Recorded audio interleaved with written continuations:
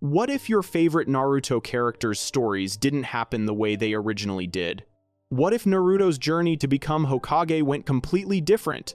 If Sasuke's choices changed the entire ninja world? If Itachi's sacrifice led to massive changes? Or if Madara's plans actually worked? Today, we're rewriting the entire Naruto timeline from start to finish, showing how one change in these characters' lives could change every major arc and transform the whole series. From their early days to the final war, we're about to see a completely different Naruto story. Let's get into it. First scenario, what if Naruto's parents had survived and raised him? What if Naruto had his parents alive and raised him? In the original timeline, tragedy struck on October 10th when a masked man attacked during Naruto's birth. The attacker was Tobi, who extracted the Nine Tails from Kushina during the moment when her seal was weakest from childbirth. The masked man then used his Sharingan to control the Nine Tails and command it to destroy the Hidden Leaf Village. Minato Namikaze, the fourth Hokage, fought back against both Tobi and the rampaging Nine Tails. He managed to break Tobi's control over the beast and force the masked man to retreat. Then Minato teleported the Nine Tails away from the village to where Kushina and baby Naruto were located. Kushina, already dying from having the tailed beast extracted from her body, offered to have the Nine Tails sealed back inside her so it would die with her. Minato refused this option because he believed the Nine Tails' power would be needed in the future to face threats like Tobi. Instead, he decided to seal half of the Nine Tails chakra inside himself, using the Reaper Death Seal, and the other half inside newborn Naruto, using the 8 trigram sealing style. When the weakened Nine Tails tried to kill baby Naruto, both Minato and Kushina used their bodies to shield their son from the attack. Minato completed the sealing technique, which cost him his life. Kushina, already at death's door, used her final moments to tell Naruto how much she loved him and gave him advice for his future before she died. Naruto grew up as an orphan in the Hidden Leaf Village. The third Hokage, Hiruzen Sarutobi, watched over him from a distance and provided him with money for living expenses. The villagers knew Naruto had the Nine Tails sealed inside him, and they blamed him for the fourth Hokage's death and the destruction the fox caused. Parents told their children to stay away from Naruto. Shop owners refused to serve him or charged him extra. People whispered and pointed at him wherever he went. Naruto lived alone in a small apartment starting from a very young age.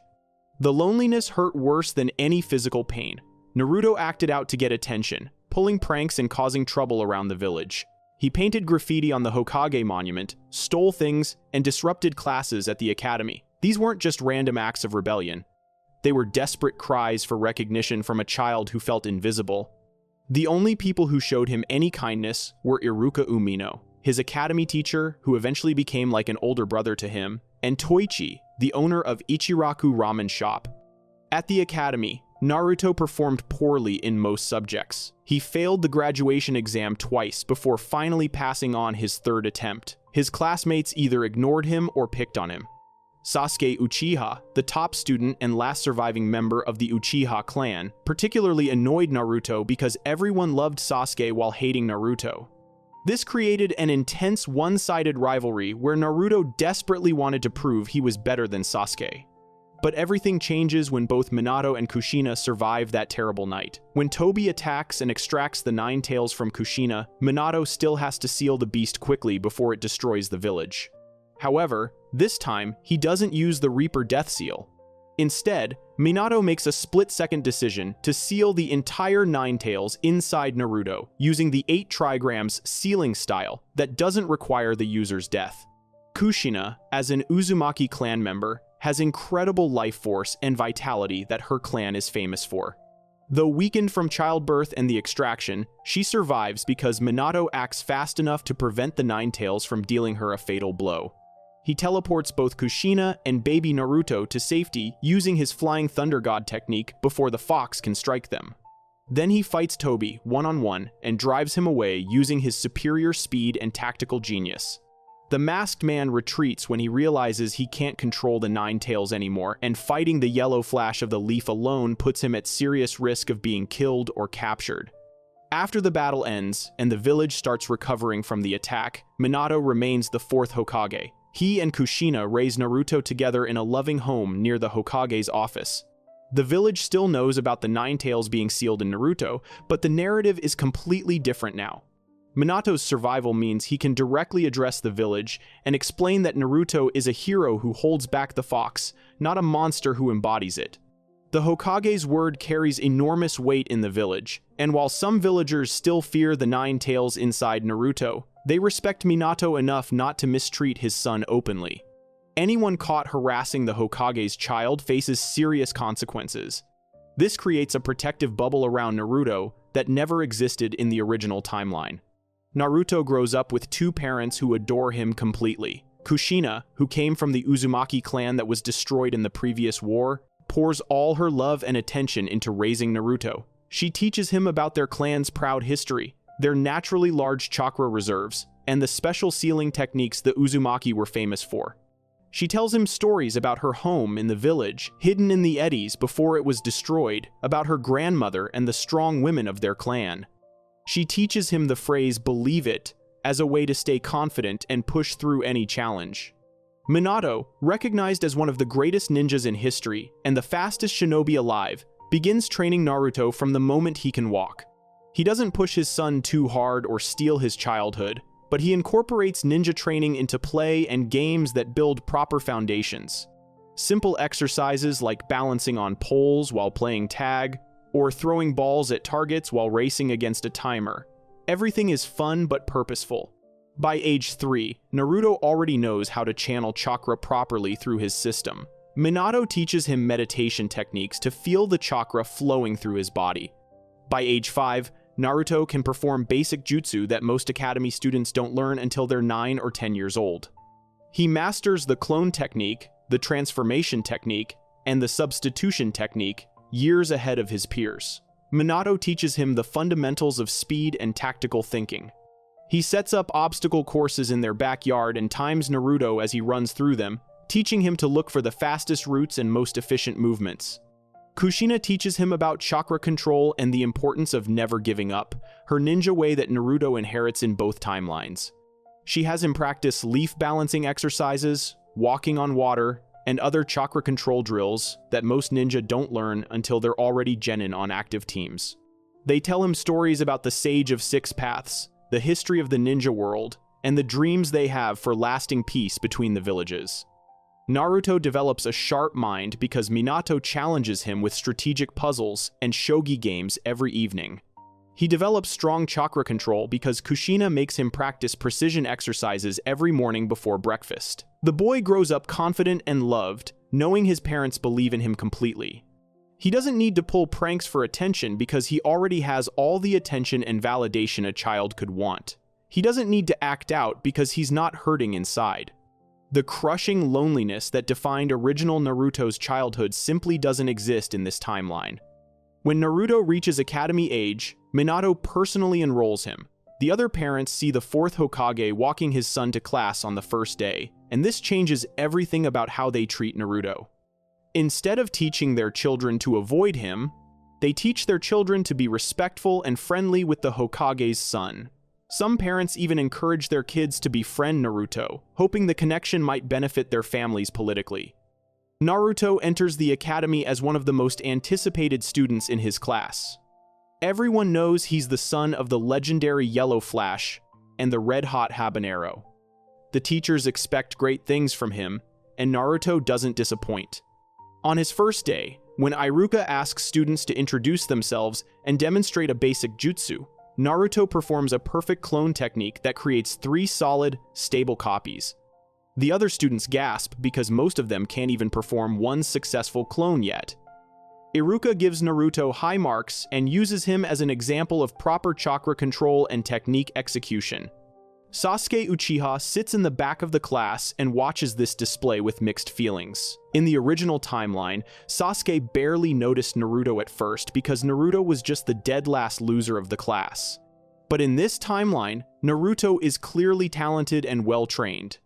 Sasuke, still traumatized from watching Itachi murder their entire clan just a year earlier, sees Naruto as actual competition rather than an annoyance.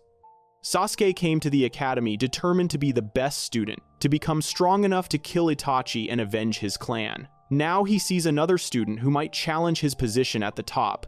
This creates a rivalry between them from day one, but it's a different kind of rivalry.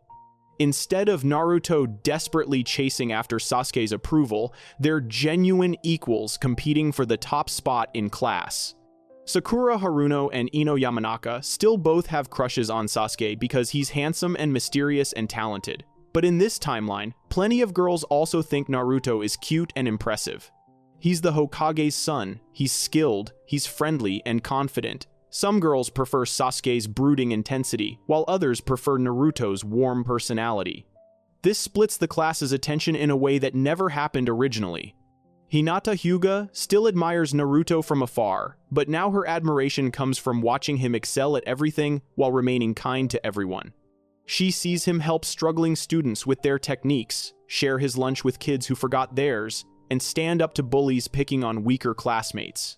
Naruto inherited his father's sense of justice and his mother's protective instincts. He cannot stand seeing people get hurt or picked on. At home, Minato teaches Naruto about the responsibilities that come with power. He explains that being strong means you have a duty to protect those who are weak.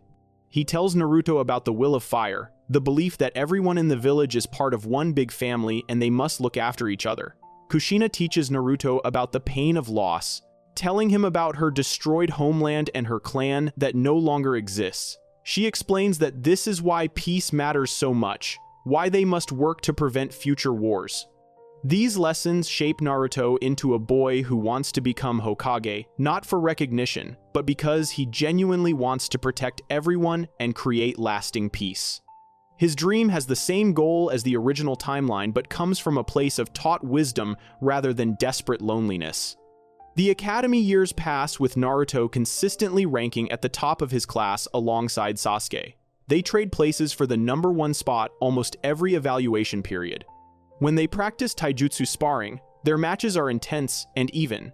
Naruto has speed and unpredictable movement patterns taught by Minato. Sasuke has precision and the beginning levels of his Sharingan awakening. When they practice with kunai and shuriken, both hit bullseyes consistently. Their rivalry pushes both of them to improve faster than they would have alone. The other students either admire them or envy them or both. Shikamaru Nara thinks they're both too motivated and troublesome with their constant competition. Choji Akimichi enjoys watching their sparring matches while eating chips. Kiba Inuzuka tries to insert himself into their rivalry, but can't quite match their skill level yet. Shino Aburame quietly observes everything and takes mental notes. At age 8, Minato begins teaching Naruto about the 9 tails sealed inside him. He doesn't hide this information like the original timeline where Naruto didn't learn about the fox until he was 12. Instead, Minato sits his son down and explains everything clearly. He tells Naruto about the attack on the night he was born, about Tobi and the masked man who might return someday. He explains that the 9 tails is an incredibly powerful beast made of pure chakra, one of 9-tailed beasts created by the Sage of Six Paths. He tells Naruto that the fox hates humans because of how it's been treated and used as a weapon throughout history. Minato explains that Naruto will be able to access the 9 tails chakra when he's older and properly trained, but he must be careful because the fox will try to influence his emotions and potentially take control if the seal weakens. This is presented not as a curse, but as a responsibility and a source of strength that Naruto must learn to manage properly. Naruto takes this information seriously because his father treats him seriously.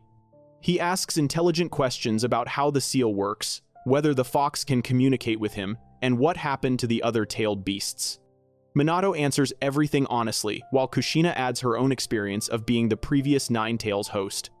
She tells Naruto that she learned to suppress the fox's influence through strong willpower and positive emotions.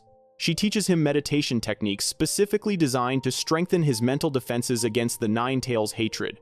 She explains that love and strong bonds with other people create a barrier that the fox's negative emotions cannot easily penetrate.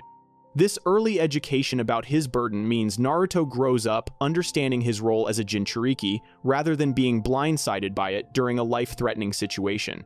Training intensifies as Naruto gets older. Minato begins teaching him the fundamentals of space-time ninjutsu, though he explains that mastering the Flying Thunder God technique will take many years of practice. He teaches Naruto how to throw kunai with special markers that could eventually be used for teleportation. He teaches him about analyzing an opponent's fighting style and finding weaknesses to exploit. He teaches him that speed and timing matter more than raw power in most fights. Kushina teaches Naruto the basics of sealing jutsu, starting with simple containment seals and working up to more complex formulas. She teaches him about the adamantine sealing chains technique that Uzumaki clan members can manifest, though Naruto struggles to produce the chains at first because they require extremely precise chakra control and strong willpower. By age 10, Naruto has skills that match or exceed Chunin-level ninja in several areas. His taijutsu is excellent because Minato drilled him in combat forms since age 6. His chakra control is exceptional because Kushina made him practice precision exercises daily. His tactical thinking is sharp because Minato taught him to analyze situations before acting. His jutsu repertoire is larger than any academy student should have. He knows multiple elemental techniques, various sealing formulas, and he's beginning to learn the Rasengan that his father invented. Minato hasn't taught him the complete technique yet because it's incredibly difficult and potentially dangerous, but Naruto practices the first stage of spinning chakra in his palm whenever he has free time. The graduation exam approaches when Naruto turns 12. In the original timeline, this was when Naruto barely passed by performing the Shadow Clone Jutsu after stealing the Forbidden Scroll. In this timeline, Naruto doesn't need to steal anything. He walks into the examination room alongside Sasuke, both of them confident and prepared. Iruka administers the test, asking students to perform the basic 3 techniques: clone, transformation, and substitution. Naruto performs all 3 perfectly, so does Sasuke. Shikamaru performs them adequately while yawning. Choji does fine. Kiba manages decent clones. Shino's techniques work perfectly. Hinata succeeds despite her nervousness. Sakura and Ino both perform well, though not at the level of Naruto or Sasuke. Everyone passes the exam and receives their headbands. Naruto ties his headband across his forehead with pride, the metal plate gleaming in the sunlight. He goes home that evening to celebrate with his parents. Minato cooks a special dinner while Kushina decorates the house with banners congratulating Naruto. They sit together as a family, eating and laughing and talking about what comes next. Minato explains that tomorrow the new genin will be assigned to 3-person teams under Jonin instructors. He hints that Naruto might end up with someone very interesting as his teacher, though he won't say who. Kushina tells Naruto she's proud of how far he's come and knows he'll do amazing things as a ninja. Naruto falls asleep that night, feeling happy and confident, surrounded by love and support. The next day, all the new genin gather at the academy for team assignments. Iruka reads out the teams one by one. When he reaches Team 7, he announces that Naruto Uzumaki, Sasuke Uchiha, and Sakura Haruno will form a team under Jonin instructor Kakashi Hatake. Naruto recognizes the name immediately because his father has mentioned Kakashi before. Kakashi was a student of Minato's, a genius who became a Jonin at age 12 and is now one of the village's most skilled ninja. The team composition surprises people because putting both top students on the same team is unusual. Normally, the academy tries to balance teams by mixing skill levels, but this team has both Naruto and Sasuke, the 2 strongest students, along with Sakura, who has perfect scores in written exams and excellent chakra control, even if her combat skills lag behind. Kakashi arrives 3 hours late to meet his team, testing their patience immediately. In the original timeline, Naruto would have responded with anger and complaints. In this timeline, Naruto simply waits calmly because his father warned him that Kakashi is always late, and this is part of some lesson. When Kakashi finally appears and takes his team to the roof, he asks them to introduce themselves with their likes, dislikes, and dreams. Sakura goes first, talking about her love for learning and her crush on Sasuke. Sasuke goes next, coldly stating that his dream is to kill a certain man and restore his clan. Naruto goes last and says his dream is to become Hokage and protect everyone in the village, to create peace between nations, and to live up to his father's legacy.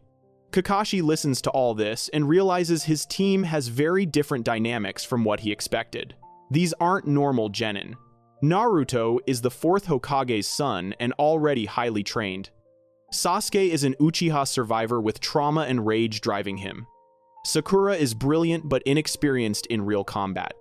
Kakashi explains that they'll face a survival test tomorrow with a pass rate below 10%. He tells them not to eat breakfast unless they want to throw up. Then he disappears in a puff of smoke. Naruto goes home and tells his parents about the test. Minato smiles and explains that this is the famous Bell test, the same test he gave Kakashi years ago.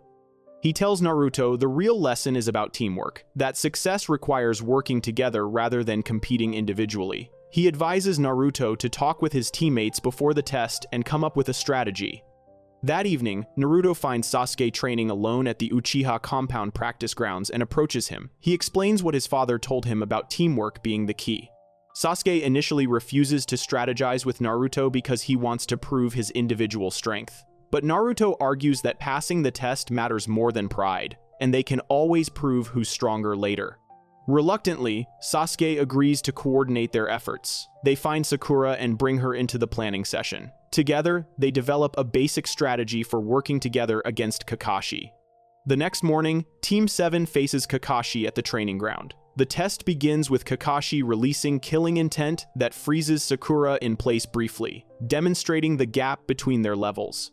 Then the three students scatter and begin their coordinated assault. Sasuke attacks from the front with fire techniques, while Naruto circles around using his father's speed training to move faster than Kakashi expects. Sakura stays back and analyzes the situation, calling out warnings about Kakashi's movements. Their teamwork is immediately better than most genin teams, because they actually planned ahead. Kakashi still overwhelms them easily, because he's an elite jonin, and they're fresh graduates, but he notices they're genuinely trying to work together. When the time limit approaches, Naruto calls out for a full coordinated assault. All three students attack Kakashi simultaneously from different angles. Kakashi has to actually use his Sharingan to track all their movements, which is more than he expected to use against genin. He still defeats them and ties them to posts, but then he declares that they pass. He explains that most teams fail because they fight individually, but Team 7 demonstrated understanding of teamwork from the start.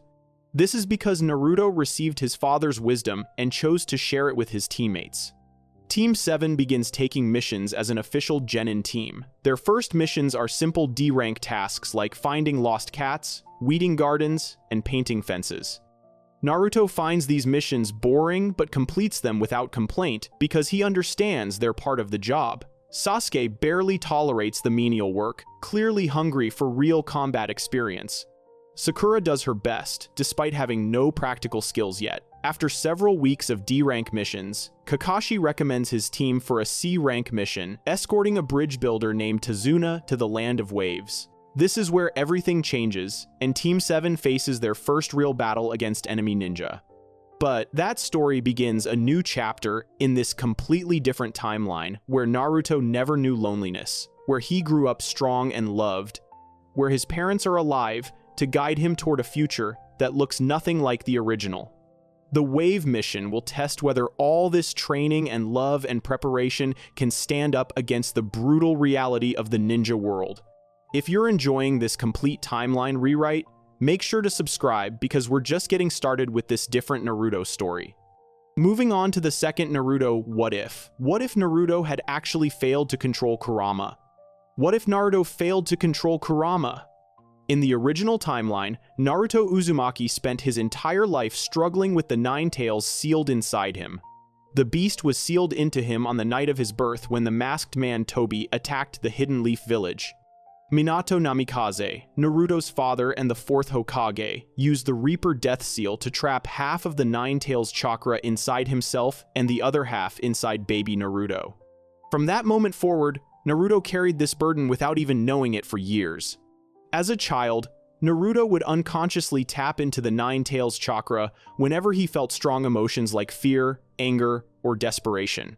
A red chakra would leak from the seal and surround his body, giving him increased strength and speed. The chakra was corrosive and burned anyone who touched it. This power saved his life multiple times during dangerous missions, but it also scared his friends and teammates who witnessed the transformation. The seal that held the Nine Tails was designed by Minato to slowly weaken over time. This was intentional because Minato believed Naruto would eventually need access to the fox's full power. However, this also meant the Ninetales could exert more influence over Naruto as he got older. During his training with Jiraiya between Part 1 and Shippuden, Naruto learned some basic control over the Ninetales chakra. Jiraiya taught him meditation techniques and helped him understand the seal's structure. They worked on channeling small amounts of the fox's power without losing control. This training gave Naruto the ability to consciously draw on the Ninetales chakra when needed, though he still struggled to maintain his sanity when using more than a few taels worth of power. The turning point came during Naruto's battle with Pain, the leader of the Akatsuki. Pain attacked the Hidden Leaf village, searching for Naruto to extract the Ninetales. During the fight, Pain used his powers to capture and seemingly kill Hinata Hyuga after she tried to protect Naruto. Seeing Hinata fall sent Naruto into a rage so intense that he lost complete control. The seal broke open, and the Ninetales began manifesting in the real world. Naruto transformed into an 8-tailed version of the fox, taking on a monstrous skeletal form covered in the beast's chakra. In this state, Naruto attacked Pain with incredible ferocity, but also nearly killed his own allies. He was moments away from ripping off the 9th tail and completely releasing the Ninetales when his father's spirit intervened. Minato had placed a portion of his chakra inside the seal specifically for this moment. His spirit appeared in Naruto's subconscious and stopped him from pulling off the final tail. Minato strengthened the seal and brought Naruto back to his senses, preventing total disaster. After the Pain attack ended, the Hidden Leaf village began recovering from the massive destruction. The village council and the other great nations knew that the Akatsuki would continue hunting Naruto to complete their plan of capturing all the tailed beasts. The Fourth Great Ninja War was approaching, and Naruto needed to gain control over the Ninetales' power if he wanted to survive.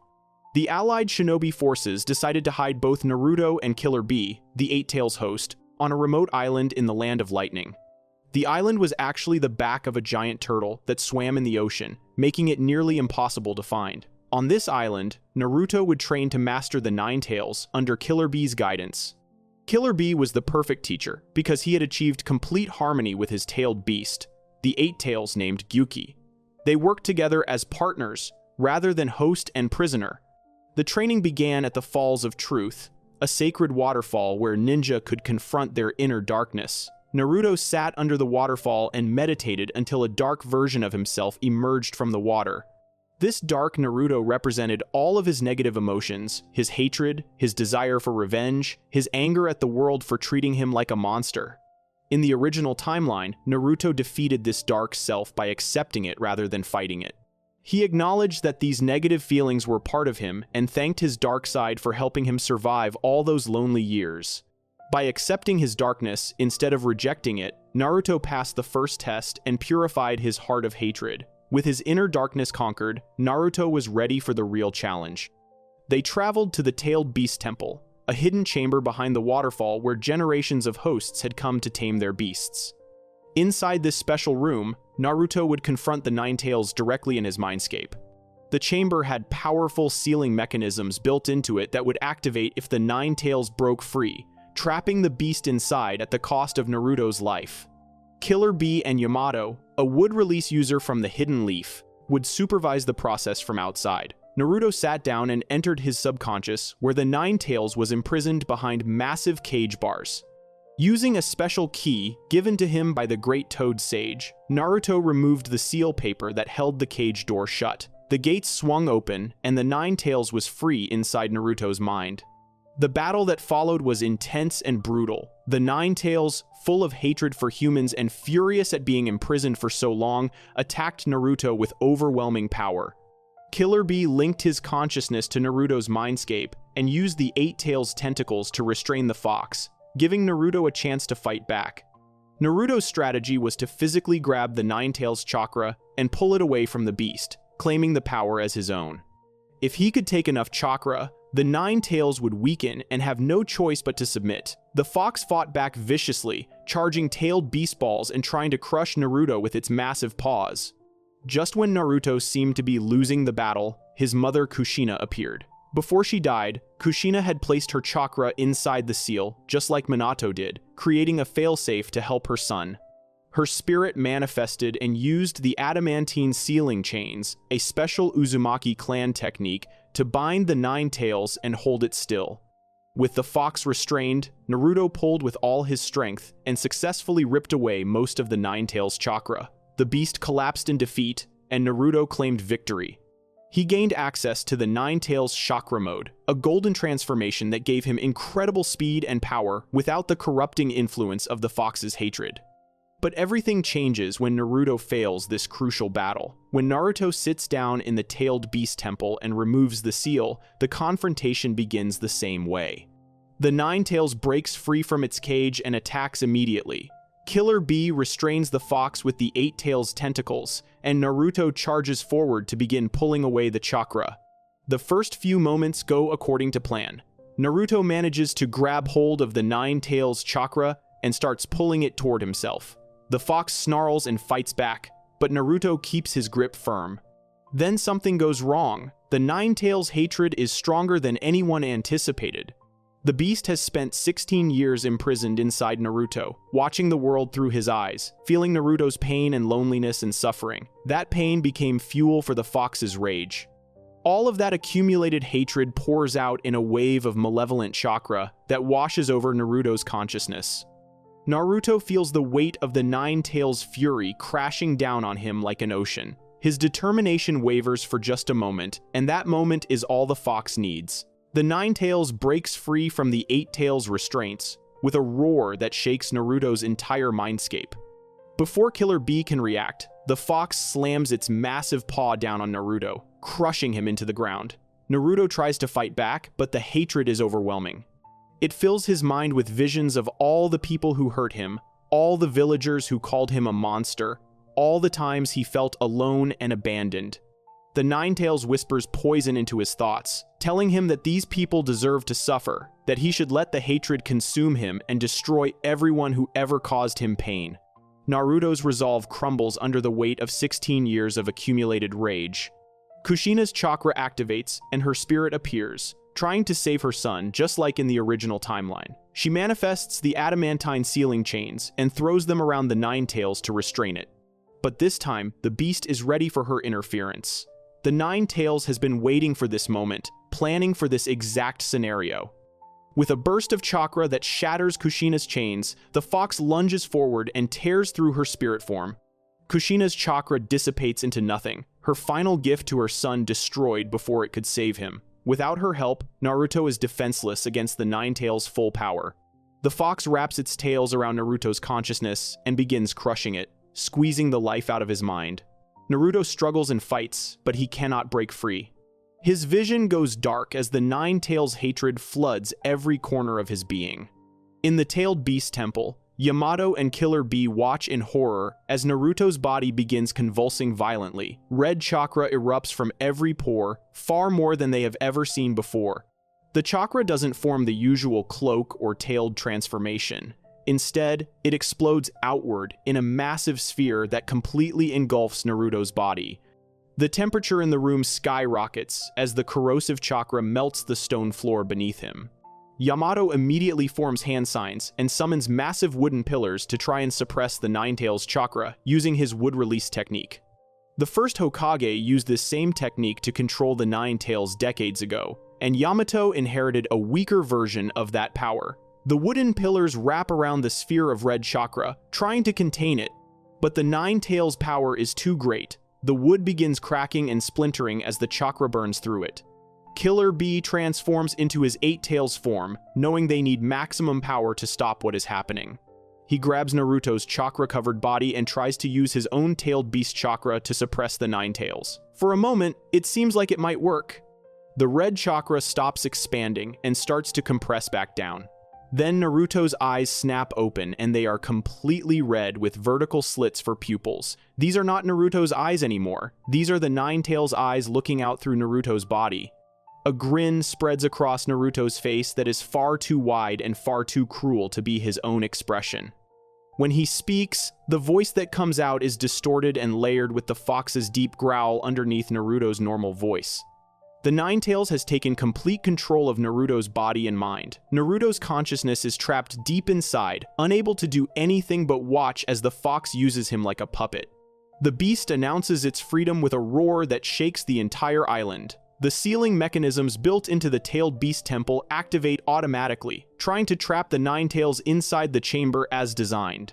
Massive barriers spring up around the room and sealing formulas begin glowing on every wall. But the Ninetales is operating at full power now with no restrictions. It charges a tailed beast ball inside Naruto's mouth, a sphere of concentrated chakra that can level mountains. The tailed beast ball fires directly at the temple wall and explodes on contact. The entire temple is obliterated in seconds, reduced to rubble and dust. The explosion is visible for miles across the ocean. Killer Bee, still in his Eight Tails form, is thrown backward by the blast. He crashes through several rock formations before stopping himself. Yamato is buried under tons of debris, unconscious and badly injured.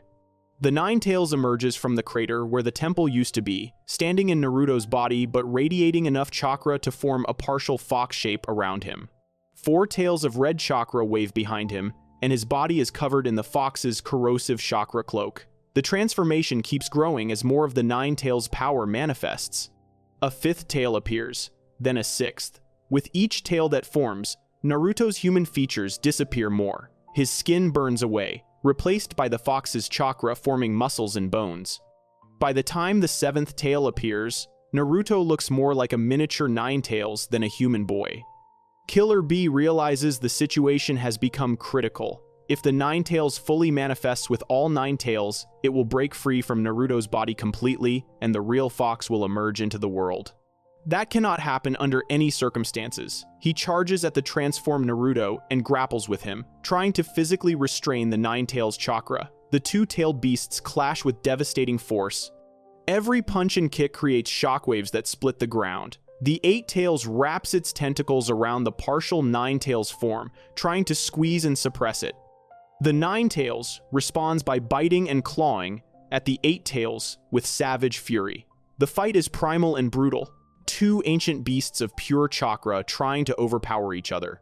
The giant turtle that serves as the island feels the battle happening on its back and dives underwater to protect itself. This sends huge waves spreading across the ocean in all directions.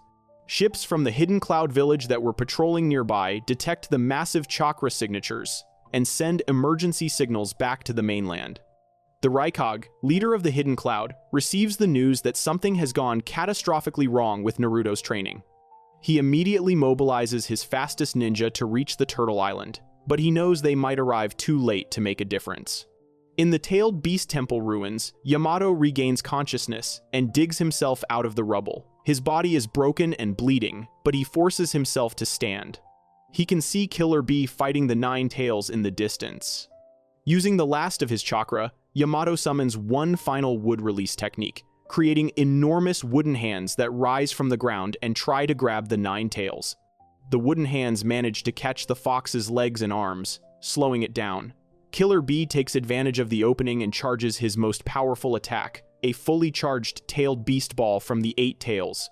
He fires it at point-blank range directly at the 9 tails. The explosion is massive, creating a mushroom cloud that rises into the sky. When the smoke clears, both Killer Bee and the 9 tails are still standing. The 9 tails took the full force of the tailed beast ball, but the attack only seemed to make it angrier. An 8th tail forms behind it, and the fox's chakra output doubles. The transformation is nearly complete. Naruto's body has disappeared entirely, consumed by the chakra. What stands in his place is the 9 tails itself, grown to massive size and radiating pure malevolent energy. Killer Bee knows he cannot win this fight alone. The 9 tails is the strongest of all the tailed beasts, and without Naruto's consciousness to hold it back, the fox is unstoppable. He makes a desperate decision. Using a special technique taught to him by his brother the Raikage, Killer Bee sends out a distress signal that can be detected by other tailed beast hosts across the world. The signal reaches Gaara, who hosts the One Tail, though Shukaku was extracted from him years ago. It reaches Naruto's friends in the Hidden Leaf, who immediately know something terrible has happened. Most importantly, it reaches the allied shinobi forces, who are preparing for the Fourth Great Ninja War. They receive the message that the Nine Tails has broken free and is rampaging on the Turtle Island. The war councils of all 5 great nations convene in emergency session. They face an impossible choice. The Nine Tails cannot be allowed to run free. Its power is too great and too dangerous. Left unchecked, it could destroy entire nations. The Akatsuki would definitely try to capture it for their plan to create the 10 Tails. But stopping the 9 Tails means potentially killing Naruto Uzumaki, the son of the 4th Hokage and one of the most important pieces in the coming war. Tsunade, the 5th Hokage, refuses to give the order to kill Naruto. She insists there must be another way to save him. The other Kage are not so optimistic. They have seen what tailed beasts can do when fully unleashed. Some argue that one life, even Naruto's life, is not worth the risk of letting the 9 Tails destroy everything. While the leaders debate, Killer Bee continues fighting the 9 Tails alone. He is losing badly. The 8 Tails is powerful but cannot match the 9 Tails in raw strength. Every time Killer Bee lands an attack, the 9 Tails heals the damage almost instantly using its massive chakra reserves. The fox is toying with him now, enjoying the violence after being imprisoned for so long. It swipes at Killer Bee with claws made of pure chakra that slice through his 8 Tails form like paper. It fires tailed beast ball after tailed beast ball, each one destroying more of the island. The turtle has dived so deep underwater trying to escape the battle that sunlight barely reaches them anymore. Killer Bee knows he cannot hold out much longer. His chakra is running low, and his body is taking damage that even his advanced healing cannot fix fast enough. Then help arrives. A strike team led by Kakashi Hatake appears on the battlefield using the Flying Thunder God technique. Kakashi brought with him several of the Hidden Leaf's strongest ninja, including Might Guy, who specializes in taijutsu, and several Anbu members trained in sealing techniques. They came as soon as they heard what happened to Naruto. Kakashi looks at the massive 9 Tails, and his heart breaks, knowing that Naruto is trapped somewhere inside that monster. But he also knows his duty. If they cannot save Naruto, they must at least stop the 9 Tails from escaping the island. Kakashi gives orders for the sealing team to begin preparing a massive sealing jutsu that could potentially trap the 9 Tails in a different dimension. It will take time to set up, so everyone else needs to keep the fox distracted and contained. Might Guy opens the 7th gate, flooding his body with chakra and turning his skin red. He launches at the 9 Tails with blinding speed, landing powerful kicks and punches that actually make the beast stumble backward. Kakashi uses his Mangekyo Sharingan to warp away the 9 Tails attacks before they can hit anyone.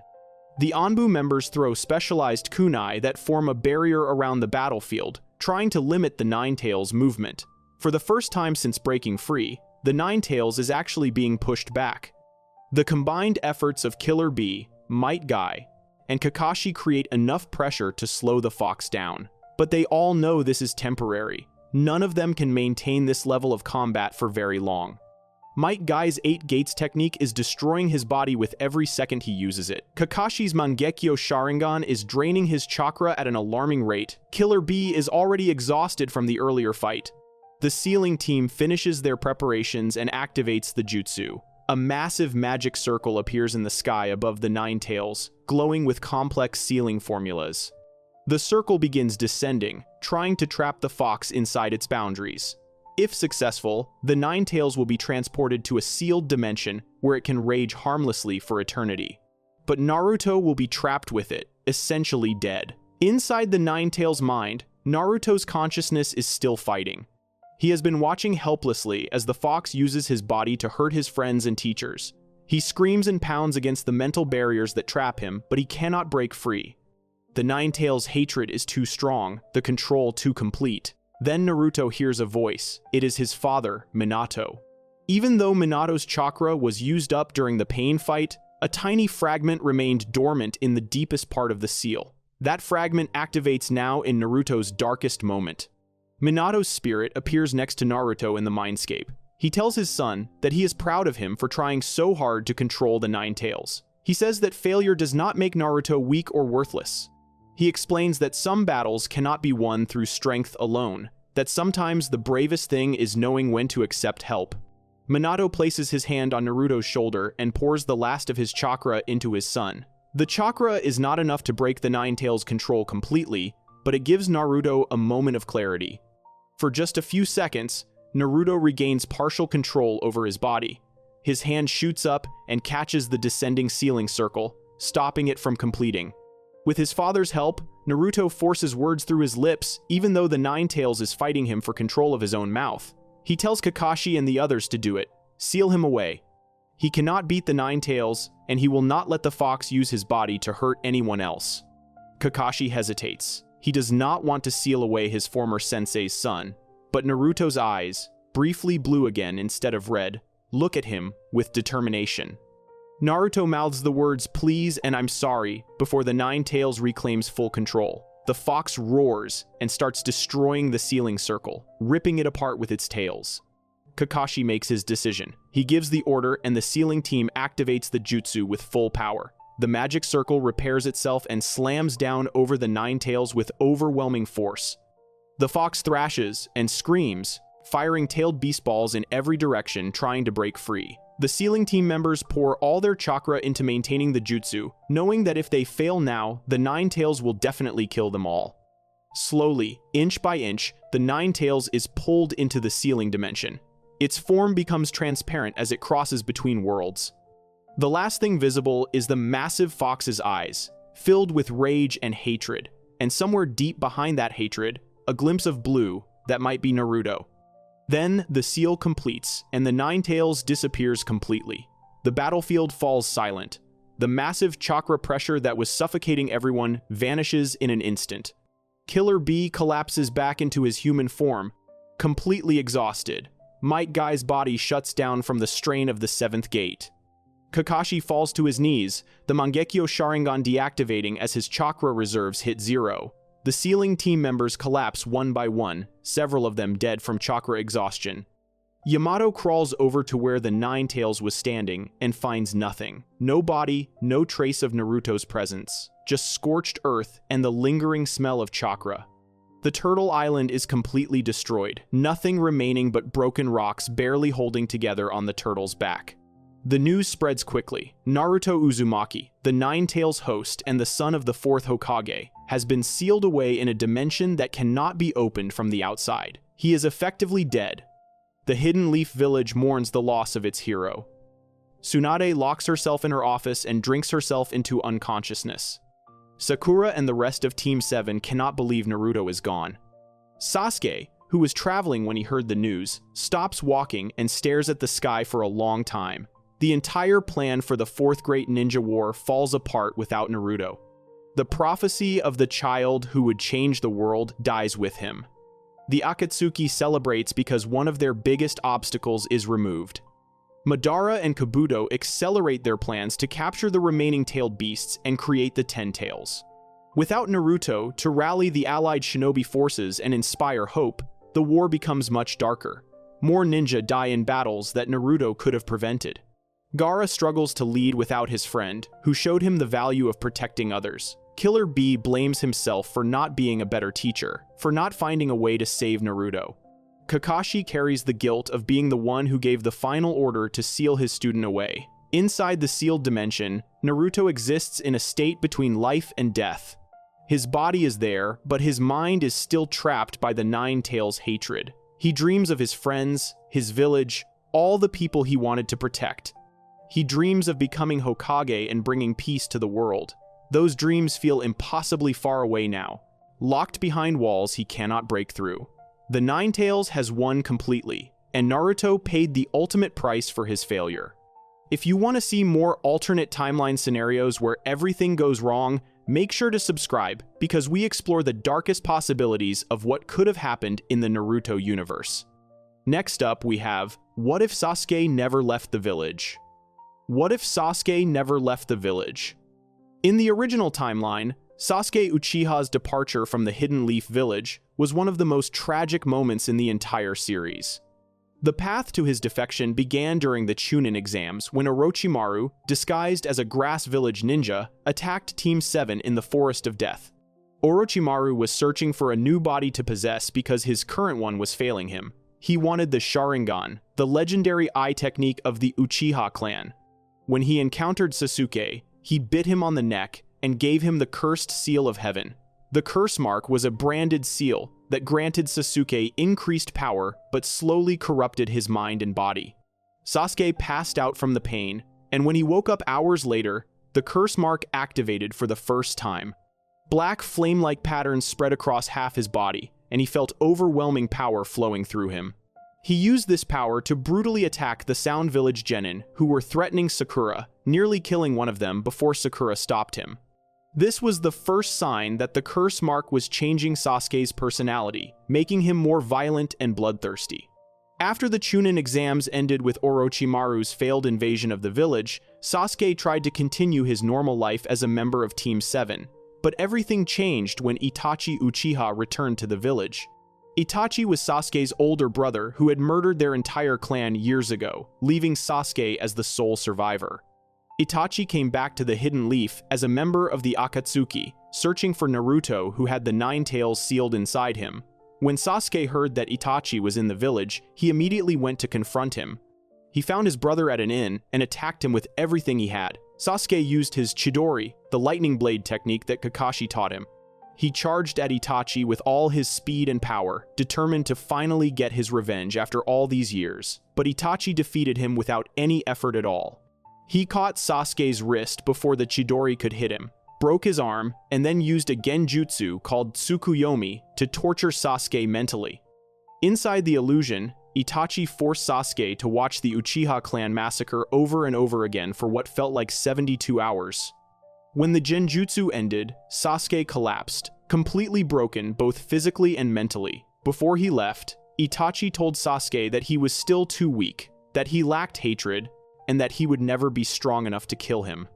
This encounter shattered Sasuke completely. He spent weeks in the hospital recovering from his injuries and the psychological trauma of facing Itachi again. During this time, Naruto was away from the village with Jiraiya, searching for Tsunade, who would become the 5th Hokage. When Naruto returned, he had grown significantly stronger through his training with Jiraiya. He learned the Rasengan, a powerful spinning sphere of chakra invented by the 4th Hokage. Sasuke, still recovering and feeling weak and useless, became jealous of Naruto's growth. He challenged Naruto to a fight on top of the hospital, wanting to prove that he was still superior. They clashed with their signature techniques, Sasuke's Chidori against Naruto's Rasengan. The collision created a massive explosion and damaged the rooftop water tanks. When the smoke cleared, both boys stood apart, but the evidence was clear. Naruto's Rasengan had created a much larger hole in the water tank than Sasuke's Chidori did. This meant Naruto's technique was more powerful. For Sasuke, this was the final straw. If Naruto, the dead last of their academy class, had surpassed him, then how could he ever hope to defeat Itachi? Kakashi arrived and stopped the fight. He took Sasuke aside and tried to talk sense into him. Kakashi explained that revenge was a dead-end path that would only bring more pain and suffering. He told Sasuke that no matter how much the losses of the past hurt, it would be worse to lose the friends he still had in the present. He begged Sasuke to think about Team 7, about Naruto and Sakura who cared about him. Kakashi's words had an impact on Sasuke. For a moment, he wavered, considering that maybe his sensei was right. But before he could fully process Kakashi's advice, the Sound Four arrived. The Sound Four were Orochimaru's elite bodyguards, Jirobo, Kidomaru, Tayuya, and Sakon, with his brother Ukon, who shared the same body. They came to the Hidden Leaf with a mission to recruit Sasuke for Orochimaru. They found Sasuke alone and challenged him to fight. Sasuke activated his curse mark and attacked them, but to his shock, all 4 of them had curse marks too. They easily defeated him even with his curse mark active, demonstrating that Orochimaru's power could make him much stronger than he currently was.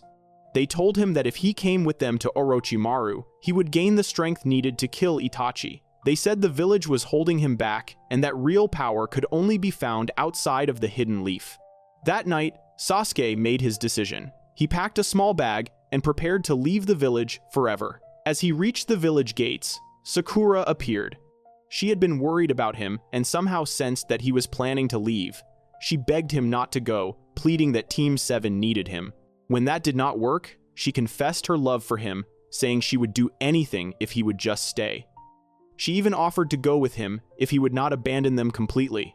Sasuke walked past her without responding. When she threatened to scream for help, he appeared behind her and said thank you, before knocking her unconscious with a blow to the back of her head. He laid her gently on a bench and then left to meet the Sound Four outside the village. They gave him a pill called the Mind Awakening Pill that would force his curse mark to advance to its second stage. The pill put Sasuke into a death-like state while his body underwent the transformation. The Sound Four carried him in a wooden coffin as they traveled toward Orochimaru's hideout. The Hidden Leaf Village discovered Sasuke's defection the next morning. Sakura woke up and immediately reported what happened to Tsunade, the newly appointed 5th Hokage. Tsunade assembled an emergency retrieval team led by Shikamaru Nara, who had just been promoted to Chunin. The team consisted of Shikamaru, Naruto, Neji Hyuga, Choji Akimichi, and Kiba Inuzuka with his dog Akamaru. Their mission was to catch up to Sasuke and bring him back to the village by any means necessary. Sakura caught Naruto before the team left and begged him through her tears to save Sasuke. She said Naruto was the only one who could bring him back. Naruto made her a lifetime promise that he would return Sasuke to the village no matter what it took. The retrieval team tracked the Sound Four and caught up to them in the forest. What followed was a series of brutal one-on-one battles. Each member of the Sound Four stayed behind to fight one member of the retrieval team, buying time for the others to escape with Sasuke. Choji fought Jirobo and nearly died using his clan's forbidden pills that gave him enormous strength at the cost of his life. Neji fought Kidomaru and was nearly killed by spider-like attacks before managing to win. Kiba fought Sakon and Ukon and was almost defeated before help arrived. When Naruto finally caught up to Sasuke, the coffin opened, and Sasuke emerged with his curse mark fully advanced to its second stage. His skin turned dark gray, his hair grew longer, and wing-like appendages appeared on his back. Naruto tried to talk Sasuke into returning to the village, but Sasuke refused. They fought at the Valley of the End, the same location where the first Hokage and Madara Uchiha had their legendary final battle years ago. Naruto used the Nine Tails chakra, transforming into a one-tailed fox form with red chakra surrounding his body. Sasuke activated his curse mark's second stage and charged his most powerful Chidori. The two former friends clashed with everything they had. Their final attacks collided in a massive explosion of power. When the smoke cleared, Sasuke stood victorious. Naruto lay defeated on the ground, his headband cracked. Sasuke looked down at his unconscious friend and considered killing him for a moment, but ultimately decided to spare his life. He left Naruto there and continued on to Orochimaru's hideout, officially becoming a rogue ninja who had abandoned his village. But everything changes when Sasuke decides to stay in the Hidden Leaf. When Kakashi takes Sasuke aside after the hospital rooftop fight and lectures him about the pointlessness of revenge, his words actually reach Sasuke this time. Kakashi does not just give the lecture and leave. Instead, he sits down with Sasuke and shares his own story. He tells Sasuke about his father, Sakumo Hatake, who was known as the White Fang of the Leaf.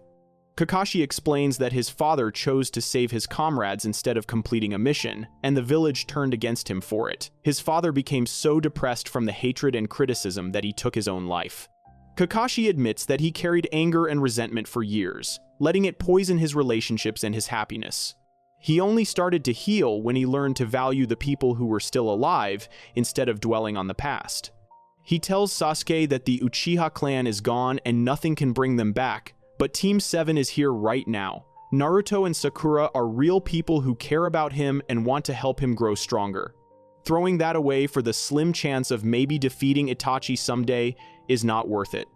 This conversation happens differently because Kakashi takes more time with it. He does not rush away after giving his speech.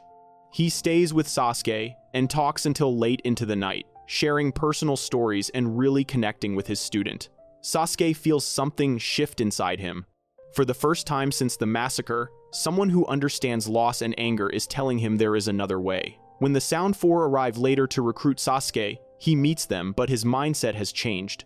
They demonstrate their power by activating their curse marks and easily defeating him in a short fight. They tell him to come with them if he wants real strength. Sasuke looks at them and realizes something important. These four ninja are completely loyal to Orochimaru, a man who only sees them as tools to be used and discarded. They have power, yes, but they have no bonds, no friends, nothing beyond serving their master. Sasuke remembers Kakashi's words about not throwing away what he has for revenge.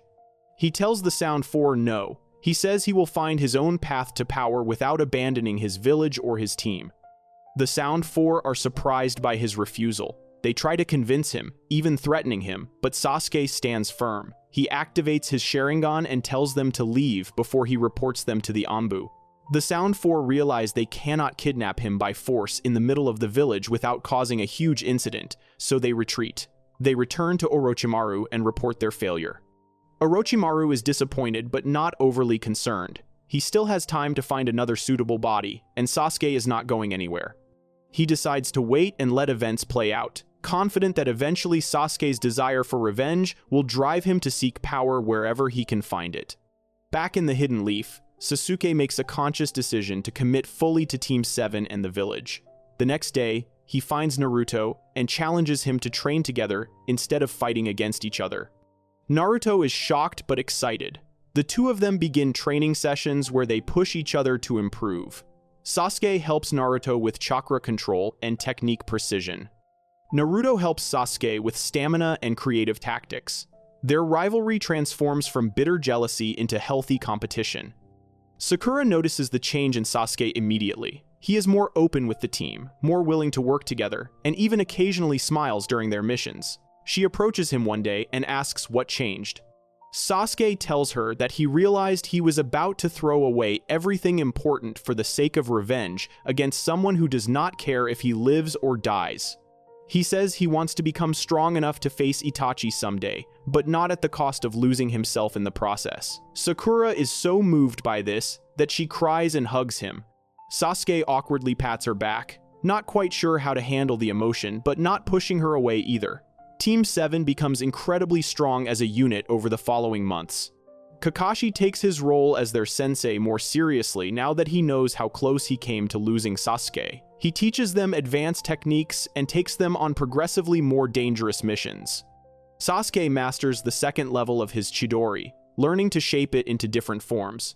Naruto learns to create more shadow clones and use them more strategically in combat. Sakura, inspired by seeing her teammates grow, asks Tsunade to take her as an apprentice. Tsunade agrees and begins teaching Sakura medical ninjutsu and her legendary strength technique. When the Akatsuki begins making moves to capture the tailed beasts, Team 7 is sent on several missions to investigate their activities. During one mission, they encounter Itachi and Kisame again. This time, Sasuke does not face his brother alone. Naruto and Sakura fight alongside him against the two Akatsuki members. The battle is difficult and dangerous, but with all three working together, they manage to hold their own. Itachi notices something different about Sasuke this time. His younger brother is not fighting with blind rage and hatred. He is fighting with clear purpose and strategy, coordinating with his teammates seamlessly. When Itachi uses his genjutsu on Sasuke, Naruto immediately breaks him out of it, using the Nine Tails chakra. When Kisame tries to separate them, Sakura's tremendous strength creates barriers that keep the team together. Itachi and Kisame realize they cannot capture Naruto with Team 7 fighting at full power, so they retreat. After the battle ends, Sasuke thanks his teammates for having his back. He admits that if he had faced Itachi alone like before, he would have lost again. But together, they were able to fight the Akatsuki to a standstill. The news that Team 7 successfully drove off two Akatsuki members spreads quickly through the ninja world. Other villages start taking notice of the Hidden Leaf's most promising young team. Team 7's reputation grows with each mission they complete. They become known as the strongest genin team in the village's history, even though all three of them are promoted to Chunin within a year. Sasuke eventually becomes strong enough to deactivate his curse mark permanently. With Sakura's help using medical ninjutsu and sealing techniques learned from Tsunade, they suppress the curse mark and prevent it from corrupting him further. This removes Orochimaru's influence over Sasuke completely. When Orochimaru hears about this, he is furious. His carefully laid plans to take Sasuke's body have fallen apart. He considers attacking the Hidden Leaf directly to kidnap Sasuke by force, but his body is deteriorating too rapidly. He is forced to take a different host, settling for someone far less suitable than Sasuke would have been. As Team 7 continues to grow stronger together, the entire timeline of events shifts dramatically. The Sasuke recovery mission never happens, which means Choji never nearly dies from using the Akimichi clan's forbidden pills. Neji never takes a nearly fatal wound from Kidomaru. The Sand siblings never have to come rescue the retrieval team. Most importantly, Naruto never makes that desperate promise to Sakura to bring Sasuke back. His entire motivation throughout Shippuden changes because Sasuke never left. When Jiraiya takes Naruto away for training before Shippuden begins, Sasuke asks to come along. He explains to Tsunade that he wants to get stronger, and training with one of the legendary Sannin alongside Naruto would be the best way to do that. Tsunade agrees, seeing the value in keeping Team 7 together. Jiraiya is surprised but pleased to have both boys as students. He teaches them both different techniques suited to their abilities. He helps Naruto develop bigger and more powerful versions of the Rasengan. He teaches Sasuke advanced fire jutsu and genjutsu techniques that complement his Sharingan. The 2.5 years of training transform both Naruto and Sasuke into incredibly powerful ninja. They train together constantly, pushing each other to new heights. Their bond becomes unbreakable during this time. They are not just teammates anymore. They are brothers in everything except blood. When they return to the Hidden Leaf at the start of Shippuden, everyone is shocked by how much they have grown. Team 7 reunites with Sakura, who has become an exceptional medical ninja and fighter under Tsunade's training. The three of them together are now a force that can rival even Jonin-level opponents. When the Akatsuki comes for Naruto, Team 7 fights them off together. When Orochimaru makes his move, Team 7 defeats his forces and drives him into hiding. Every major conflict that would have torn Team 7 apart in the original timeline now becomes an opportunity for them to prove their strength as a united team. The entire direction of the story changes because Sasuke never left. There is no desperate quest to bring him back. There is no conflict at the Valley of the End. There is no Sasuke working with Orochimaru for years. There is no formation of Team Heibi with Suigetsu, Karin, and Jugo. There is no Sasuke attacking the Kage Summit and declaring war on the ninja world. All of that darkness and tragedy is avoided because Kakashi's words reached Sasuke at the crucial moment when he was deciding whether to abandon everything. Instead of becoming enemies who try to kill each other multiple times, Naruto and Sasuke remain the closest of friends and comrades. They fight side by side through every major battle of the Fourth Great Ninja War. When Madara Uchiha is revived and threatens to destroy everything, Team 7 faces him together. Naruto with his Nine-Tails chakra, Sasuke with his evolved Sharingan, and Sakura with her devastating strength and medical abilities work in perfect coordination to bring down threats that would have required entire armies in the original timeline. Sasuke never learns the truth about Itachi being ordered to kill the Uchiha clan to prevent a coup. He never goes through the mental breakdown of discovering his brother was actually a hero who protected the village. Instead, when the truth eventually comes out during the war through other means, Sasuke has the emotional support of his team to help him process it. Naruto and Sakura are there for him when he learns that his entire life's goal of revenge was based on incomplete information. They help him understand that Itachi made his choices to protect both Sasuke and the village, and that the best way to honor Itachi's memory is to become the kind of person who protects others instead of seeking vengeance.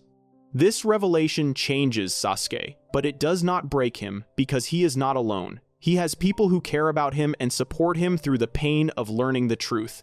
He grieves for his brother properly, understanding now the sacrifice Itachi made, and he uses that understanding to become a better ninja and a better person. When the war ends and Kaguya Otsutsuki is finally defeated, Team 7 stands together as the heroes who save the ninja world. Naruto achieves his dream of becoming Hokage with Sasuke as one of his most trusted advisors and defenders of the village. Sakura becomes the head of the village's medical division and continues saving lives every day. The three of them remain close friends for the rest of their lives, their bond never broken by betrayal or conflict. The entire trajectory of their lives is brighter and happier because Sasuke chose to stay. The village is stronger because Team 7 never fell apart. The next generation grows up with stories not of teammates who became enemies, but of three ninja who proved that the bonds of friendship and teamwork can overcome any challenge. Sasuke's children grow up with a father who is present and happy instead of distant and haunted by regret. Naruto's children have an uncle figure in Sasuke, who helps train them and looks after them. Sakura's family becomes intertwined with both of theirs through years of shared experiences and unbreakable bonds. The entire Naruto story is fundamentally different when Sasuke never leaves the village. The darkness, the tragedy, the years of separation and conflict, all of it disappears. In its place is a story of three ninja who stayed together through everything and became legends, not despite their bonds, but because of them. Team 7 becomes the greatest team in the history of the Hidden Leaf Village, their names spoken with reverence for generations. And it all happened because one conversation between a sensei and his student went differently, because one moment of choice led Sasuke down a path of light instead of darkness. The curse mark never fully corrupted him. Orochimaru never got his claws into him. The hatred that drove Sasuke in the original timeline is replaced with purpose and determination, tempered by the support of people who genuinely care about him. This is what happens when Sasuke never left the village, when Team 7 stayed together, when the bonds of friendship proved stronger than the call of revenge. Before we move on, make sure to subscribe if you're enjoying this breakdown. Moving on to, what if Sasuke killed Naruto at the Valley of the End? What if Sasuke killed Naruto at the Valley of the End? In the original timeline, the battle at the Valley of the End was one of the most important moments in the entire Naruto series. After Sasuke decided to leave the Hidden Leaf Village to join Orochimaru, a retrieval team led by Shikamaru Nara chased after him. The Sound Four, Orochimaru's elite bodyguards, carried Sasuke in a coffin while he underwent the transformation from taking the Mind Awakening pill that forced his curse mark to advance to its second stage. The retrieval team fought brutal battles against each member of the Sound Four, with Choji Akimichi, Neji Hyuga, and Kiba Inuzuka all nearly dying in their individual fights. Naruto finally caught up to Sasuke at the Valley of the End, a sacred place where the first Hokage and Madara Uchiha had fought their legendary final battle decades ago. Two massive statues stood on opposite sides of a waterfall, one of Hashirama Senju and one of Madara Uchiha, marking the spot where those two former friends became enemies. Naruto tried desperately to talk Sasuke into coming back to the village. He told Sasuke that running away to Orochimaru would not make him stronger, that abandoning his friends and his home for the sake of revenge was wrong. Sasuke refused to listen. He said that Naruto could never understand what it felt like to lose everything, to have your entire family murdered by your own brother. He said that staying in the Hidden Leaf was holding him back from getting the power he needed to kill Itachi. The two began fighting, and what started as taijutsu quickly escalated into a full battle using their most powerful techniques. Naruto tapped into the Nine-Tails chakra, transforming into a one-tailed version of the fox. Red chakra surrounded his body in a cloak, giving him incredible strength and speed, but also causing him to lose control and become more animalistic. Sasuke activated his cursed seal of heaven to its second stage, his skin turning dark gray and wing-like appendages growing from his back. The transformation gave him enough power to match Naruto's Nine-Tails form. The battle destroyed much of the landscape around them. They traded powerful blows that shattered rocks and created craters. Sasuke used his evolved Sharingan to predict Naruto's movements, while Naruto used the Nine-Tails raw power to overwhelm Sasuke with speed and ferocity. Both of them were pushed to their absolute limits, their bodies breaking down from the strain of using such dangerous transformations. Finally, they both prepared their ultimate techniques for one final clash. Naruto formed a Rasengan using the Nine-Tails' chakra as a shell, creating what was called the Demon Fox Rasengan. The spinning sphere of red chakra glowed with incredible power in his hand. Sasuke charged his Chidori with the curse mark's power, transforming it into a flapping Chidori that crackled with black lightning. They charged at each other across the water, running on the surface with chakra focused on their feet. The two attacks collided in the center, creating a massive sphere of energy that engulfed both boys. Inside the sphere, time seemed to slow down. Naruto and Sasuke looked at each other, seeing visions of their childhood when they were friends and teammates. They saw themselves forming the seal of reconciliation, smiling at each other with genuine happiness. But the moment passed, and reality crashed back in. The energy sphere exploded with devastating force, sending shockwaves across the entire valley. When the light faded and the dust settled, Both Naruto and Sasuke stood apart from each other, barely conscious. Sasuke's Chidori had struck Naruto in the chest, but the Nine-Tails chakra cloak protected him from being impaled. The attack only knocked him unconscious instead of killing him. Naruto's Rasengan had glanced off Sasuke's forehead protector, scratching the metal plate but not doing serious damage. Sasuke stood over Naruto's unconscious body and considered killing him. Itachi had told Sasuke that to awaken the Mangekyo Sharingan, the most powerful form of the Uchiha Eye technique, he needed to kill his closest friend. Naruto was that person. All Sasuke had to do was use one more Chidori and pierce Naruto's heart. He raised his hand, chakra crackling around it. But then Sasuke remembered all their time together as Team 7, all the missions they completed, all the times Naruto refused to give up on him. He lowered his hand and chose to spare Naruto's life. He told Naruto's unconscious form that he would find power in his own way, without following Itachi's instructions. Then he turned and walked away, heading toward Orochimaru's hideout. Kakashi arrived minutes later and found Naruto unconscious but alive. He picked up his student and brought him back to the Hidden Leaf Village, carrying the weight of his failure to stop Sasuke from defecting. But everything changes when Sasuke does not hold back. When the final clash happens and both techniques collide, creating that massive sphere of energy, Sasuke does not aim for Naruto's chest, where the Nine-Tails chakra cloak is thickest. Instead, in the split second before impact, he adjusts his angle and drives the flapping Chidori upward toward Naruto's throat. The curse mark enhanced lightning blade tears through the weaker part of the chakra cloak and punches into Naruto's neck. The Chidori's piercing power, combined with the lightning element, burns through flesh and arteries instantly. Blood sprays across Sasuke's face and arm as the technique goes clean through. Naruto's eyes go wide with shock and pain. He tries to speak, but only blood comes from his mouth. His Rasengan dissipates as his concentration breaks. The Nine-Tails chakra cloak flickers and starts to fade. Sasuke pulls his hand back and Naruto's body collapses forward, crashing into the water below with a heavy splash. The red chakra completely disappears, leaving just Naruto's normal body floating face down in the crimson-stained water. Sasuke lands on the water surface nearby, breathing hard, his curse mark receding back into his skin. He stares at what he just did. Naruto is not moving. The water around him is turning red. Sasuke's Sharingan can see that Naruto's heartbeat is slowing, becoming irregular, failing. Within seconds, it stops completely. Naruto Uzumaki is dead. The reality of this hits Sasuke like a physical blow. His legs give out and he falls to his knees in the water. His hands are shaking. Naruto's blood is still warm on his skin.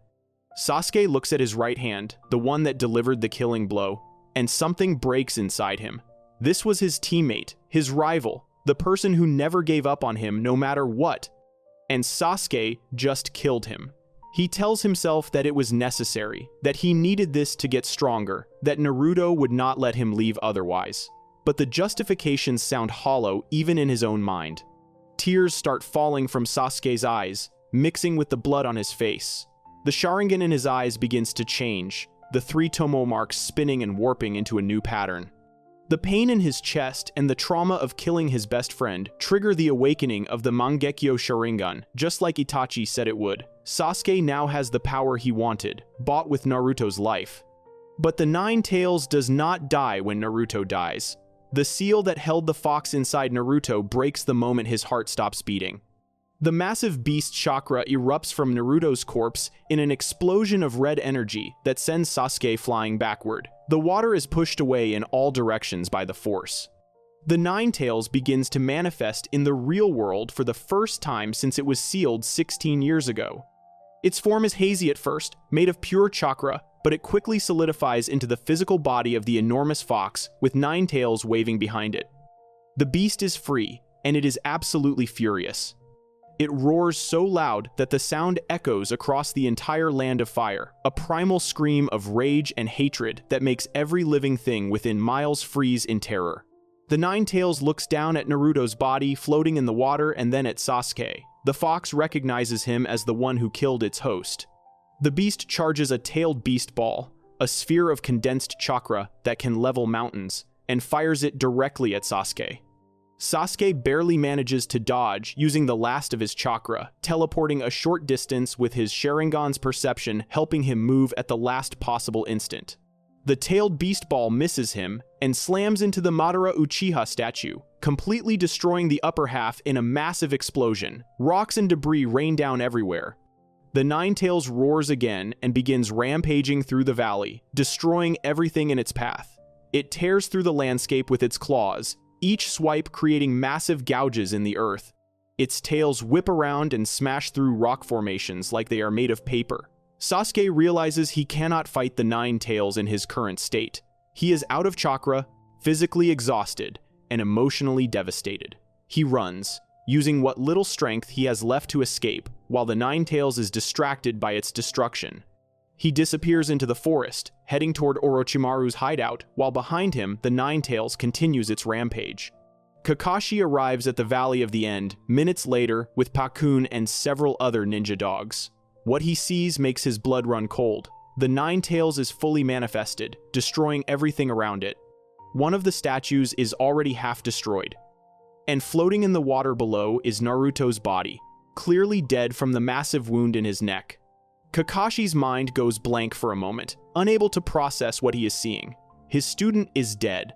The boy he swore to protect, the son of his beloved teacher Minato, is floating lifeless in blood-stained water, and the Ninetales that was sealed inside him is now free and rampaging. Kakashi immediately sends Pakun to alert the Hidden Leaf village of the emergency, while he tries to keep the Ninetales contained. He knows he cannot defeat the beast alone, but he can at least try to slow it down and prevent it from reaching populated areas. He uses his Mangekyo Sharingan to warp away some of the tailed beast balls the fox fires, exhausting his chakra rapidly. Other Jonin arrive as backup, including Might Guy, who goes up to the 6th gate to fight the Ninetales in Taijutsu. But even their combined efforts can only delay the inevitable. The Hidden Leaf village goes into full crisis mode. Tsunade, the 5th Hokage, is informed that Naruto is dead and the Ninetales has been unleashed. She immediately assembles every available ninja to deal with the threat. Jiraiya, who is in the village at the time, volunteers to lead the effort to seal the Ninetales again.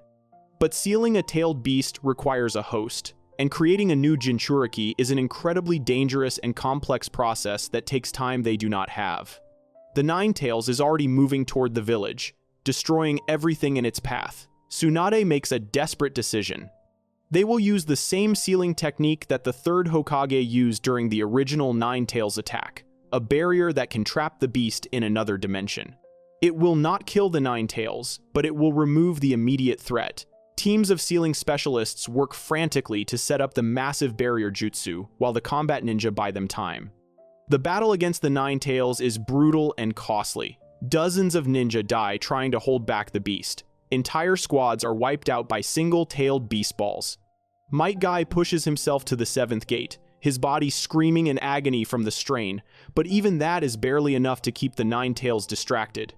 Finally, after hours of fighting, the sealing team completes their work. A massive barrier activates around the Ninetales, glowing with complex sealing formulas. The fox thrashes and roars, firing tailed beast balls at the barrier walls, but the seal holds. Slowly, the barrier begins to shrink, compressing the Ninetales and pulling it into another dimension. With one final roar of rage, the Ninetales disappears, sealed away in a dimensional prison where it can cause no more harm. The battle is over, but the cost is devastating. The casualty count is in the hundreds. The Valley of the End is completely destroyed, and most importantly, Naruto Uzumaki, the village's brightest hope and the son of the 4th Hokage, is dead. His body is recovered and brought back to the Hidden Leaf for burial. The entire village mourns. Sakura breaks down completely when she is told, blaming herself for not stopping Sasuke when she had the chance. Iruka cries for the boy he saw as a little brother. Tsunade locks herself in her office, devastated that she could not protect Minato's son. Kakashi stands at Naruto's grave and apologizes over and over to his teacher for failing to keep his promise. But while the village mourns, Kakashi also begins to feel something else: rage. Cold, focused, murderous rage directed entirely at Sasuke Uchiha. Sasuke killed Naruto. He unleashed the Ninetales on the village. He caused hundreds of deaths, and he ran away like a coward to Orochimaru. Kakashi makes a vow at Naruto's grave. He will hunt down Sasuke Uchiha and make him pay for what he did. This is not just about bringing back a rogue ninja anymore. This is about justice. This is about revenge. Tsunade officially declares Sasuke Uchiha an S-rank missing ninja with a kill on sight order. Any ninja who encounters him is authorized to use lethal force. She assigns Kakashi as the lead hunter, giving him full authority to assemble a team and pursue Sasuke by any means necessary. Kakashi accepts the mission with dark determination in his eyes. He forms a specialized hunter squad consisting of himself, Might Guy, Yamato, who can use wood release to suppress cursed seals, and several Anbu operatives. Their sole mission is to track down Sasuke Uchiha and eliminate him. Sasuke reaches Orochimaru's hideout and begins his training, but he is not the same person anymore. The trauma of killing Naruto has fundamentally broken something inside him. He has the Mangekyo Sharingan now, awakened through the ultimate betrayal, but using it feels like poison in his veins. Every time he activates those eyes, he sees Naruto's face in the moment he died. Sasuke throws himself into training with desperate intensity, trying to drown out the guilt and horror with endless practice and missions. Orochimaru notices the change in his prize student but says nothing, simply pleased that Sasuke is more motivated than ever. Over the next 2.5 years, Sasuke becomes incredibly powerful, but he also becomes increasingly unstable. He takes on the most dangerous missions Orochimaru gives him, always volunteering for the ones with the highest casualty rates. He fights with a reckless brutality that worries even Orochimaru's other subordinates. Sasuke is trying to die but cannot quite commit to it, so he puts himself in situations where death becomes more likely. Meanwhile, Kakashi's hunter squad tracks Sasuke relentlessly across the continent. They raid Orochimaru's hideouts one by one, always just missing Sasuke by hours or days. Every time they get close, Sasuke slips away, warned by Orochimaru's intelligence network. The hunt becomes Kakashi's entire existence. He stops teaching. He stops socializing. He lives only to find Sasuke and avenge Naruto. The other members of the Konoha 11 are devastated by Naruto's death in different ways. Shikamaru blames himself for leading the failed retrieval mission. Choji stops eating for weeks, losing dangerous amounts of weight. Neji becomes even more withdrawn, believing that Naruto's death proves that destiny cannot be changed. Kiba trains obsessively with Akamaru, determined to never be too weak to help again. Hinata completely shuts down emotionally, having lost the person who inspired her to become stronger. Rock Lee cries openly, having lost a friend who understood the value of hard work. The entire dynamic of that generation is poisoned by Naruto's death. When the Akatsuki begins making their moves to capture the tailed beasts, everything shifts dramatically. Pain, the leader of the Akatsuki, eventually attacks the Hidden Leaf Village just like in the original timeline. But this time, there is no Naruto to fight him. There is no one with the Nine Tails power to stand against Pain's overwhelming abilities. Kakashi fights Pain and is killed, just like in the original timeline. But this time, there is no Naruto to arrive and turn the tide of battle. Pain's Shinra Tensei technique destroys the entire Hidden Leaf Village, reducing it to a crater. Thousands die in the blast. Tsunade exhausts all her chakra healing survivors and falls into a coma. Without Naruto to defeat Pain and convince him to revive the dead villagers, everyone who died stays dead. The Hidden Leaf Village is functionally destroyed as a major power. The survivors scatter to other villages or try to rebuild, but the damage is too severe. One of the 5 great ninja villages has fallen. The 4th Great Ninja War begins as it did in the original timeline, with Obito and Kabuto working together to revive Madara Uchiha and create the 10 Tails. But without Naruto to rally the allied shinobi forces, without his ability to sense negative emotions and expose the White Zetsu spies, without his Nine Tails chakra to share with thousands of ninja, the war goes very differently. The allied forces are constantly on the defensive. They cannot match the power of the reanimated army that Kabuto controls. Sasuke eventually joins the war effort after learning the truth about Itachi from Tobi. But even with his eternal Mangekyo Sharingan gained from implanting Itachi's eyes, He cannot fill the role that Naruto would have played. Sasuke is powerful, but he is not a beacon of hope that inspires others. He is a weapon, efficient and deadly, but ultimately alone. The war drags on for months, with massive casualties on both sides. Villages fall, entire bloodlines are wiped out. The Kage die one by one trying to protect their people. Killer Bee, the Eight Tails host, is captured and has his tailed beast extracted, killing him. Gaara is killed when Madara extracts the one tail from him again, and this time there is no Naruto to convince Chiyo to sacrifice herself to revive him. The tailed beasts are gathered one by one, and the Ten Tails is successfully revived.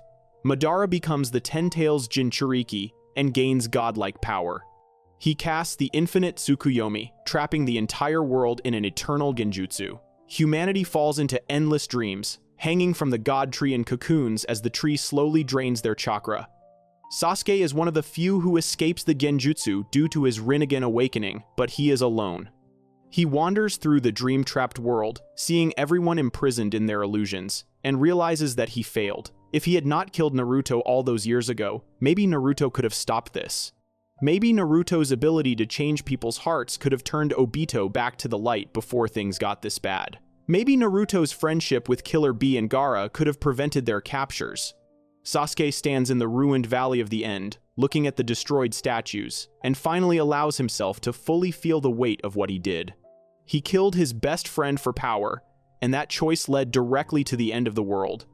The Mangekyo Sharingan that he awakened through Naruto's death, the power he sacrificed everything to obtain, was not enough. It was never enough. Orochimaru was wrong. Itachi was wrong. Power alone cannot protect anything. Bonds, friendship, the connections between people that Naruto valued above everything, those were what really mattered. And Sasuke threw all of that away when he drove his Chidori through Naruto's throat. He sits down in the ruins and cries, truly cries, for the first time since he was a child watching his parents die. He cries for Naruto, who died believing in him. He cries for Kakashi, who hunted him for years. He cries for Sakura, who loved him. He cries for Team 7 that could have saved the world if he had not destroyed it. And he cries for himself, for the person he used to be before revenge consumed him completely. In the infinite Tsukuyomi dream world, billions of people experience perfect illusions of happiness. But Sasuke remains awake in the real world, alone with his guilt, watching as the god tree slowly drains all life from the planet. This is the world that resulted from his choice at the Valley of the End. This is what happens when Sasuke Uchiha killed Naruto Uzumaki. The cycle of hatred that Naruto worked so hard to break continued unchecked. The prophecy of the child of destiny that would bring peace to the world died in blood-stained water. And the ninja world paid the ultimate price for one boy's quest for revenge. If you want to see more dark alternate timeline scenarios where single choices lead to complete disaster, make sure to subscribe because we explore the darkest possibilities in the Naruto universe. Next up, we have, what if Itachi never massacred the Uchiha clan? What if Itachi never massacred the Uchiha clan? In one of the darkest chapters in Naruto history, a 13-year-old boy named Itachi Uchiha walked through his own neighborhood and murdered every single member of his clan in a single night. Men, women, children, elderly, friends, neighbors, and even his own parents fell to his blade. When the sun rose over Konoha the next morning, the Uchiha compound was a graveyard. Bodies lined the streets, blood stained the walls. An entire legacy, centuries of history and tradition, was gone forever. Only 2 Uchiha remained alive, Itachi himself, branded as a criminal and traitor who fled the village, and his 7-year-old brother Sasuke, traumatized beyond repair after watching Itachi slaughter their parents through a genjutsu. The massacre fundamentally altered the course of the entire shinobi world. It created Sasuke's lifelong quest for revenge. It gave Konoha one less major clan. It shaped decades of future events. But what would have happened if Itachi had refused to carry out this horrific mission? What if he had chosen a different path, one that didn't involve murdering his entire family? This is the story of how a single act of defiance would have changed everything. To understand what Itachi prevented by committing the massacre, we need to understand what was actually happening in Konoha during those dark days. The tension between the Uchiha clan and the village leadership had been building for years, but it reached a breaking point after the Nine-Tails attacked the village. When a giant demon fox with the power to level mountains suddenly appeared inside Konoha's walls and started destroying everything, people naturally wondered how this happened. Someone had to have summoned it. Someone had to have controlled it, and the Uchiha clan, with their Sharingan eyes that were known to be able to control tailed beasts, became the prime suspects.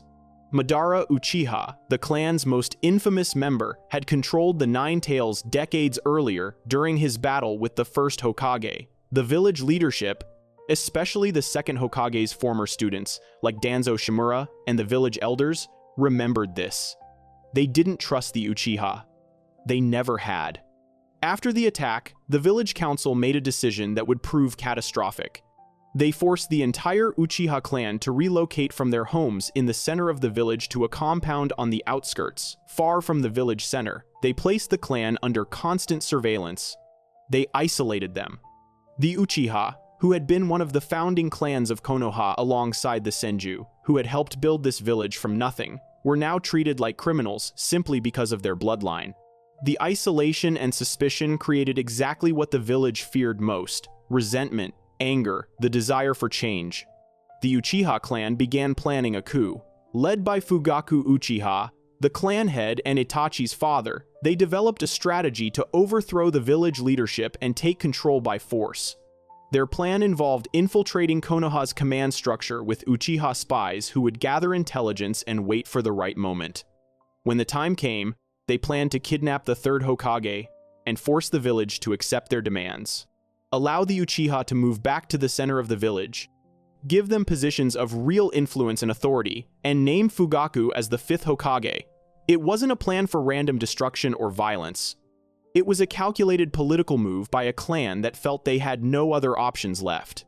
To carry out their intelligence gathering, the Uchiha placed their most talented young member, 13-year-old Itachi, into the Anbu Black Ops, the elite special forces unit that served directly under the Hokage.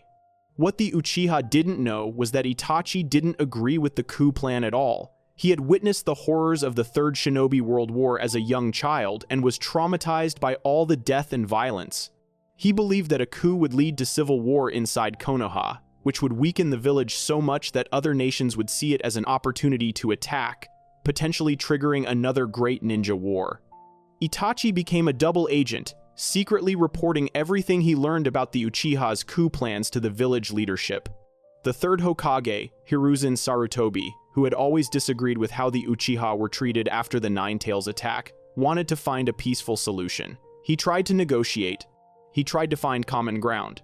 But Danzo Shimura, the shadowy leader of the secret root organization, had different ideas. Danzo believed that negotiation was pointless, and that the only way to stop the coup was to eliminate the Uchiha entirely before they could act. When Shisui Uchiha, Itachi's closest friend who also opposed the coup, attempted to use his Mangekyo Sharingan's Kotoa Matsukami technique to force the Uchiha leadership to abandon their plans peacefully, Danzo attacked him and stole his eye. Shisui, knowing he had failed and fearing Danzo would take his other eye too, gave his remaining eye to Itachi and committed suicide. After Shisui's death, Itachi saw no way to stop events from unfolding. The Uchiha clan suspected Itachi had killed Shisui and no longer trusted him. Peace talks were breaking down. The coup was inevitable. That's when Danzo approached Itachi with an ultimatum. The Uchiha could be allowed to carry out their coup, which would result in a civil war that would kill everyone, including Itachi and his younger brother Sasuke, or Itachi could assassinate the entire clan before the coup happened, and in exchange, Danzo would spare Sasuke's life. Itachi, manipulated by Danzo's psychological tactics and desperate to protect his little brother, made the choice to become a mass murderer. He partnered with a masked man calling himself Madara Uchiha, who was actually Obito Uchiha, and together they slaughtered every Uchiha in the village in a single night. Itachi killed his own parents last, finding them waiting for him in their home. They didn't fight back. They accepted their death. Itachi used his Mangekyo Sharingan to torture 7-year-old Sasuke with a genjutsu showing him the entire massacre, then told him to hate and seek revenge. He left the village as a criminal and joined the terrorist organization Akatsuki to maintain his cover. though he secretly continued working as a spy for Konoha. The third Hokage, who had been unaware that Danzo ordered the massacre without his permission, was horrified when Itachi reported what he had done, but agreed to perpetuate the cover story that Itachi acted alone without cause. In the anime, the third Hokage ordered Danzo's root organization dissolved and had him removed from the council as punishment. This was the timeline that actually happened. But what if it didn't? What if Itachi, standing at the entrance to the Uchiha compound that night, decided he couldn't do it?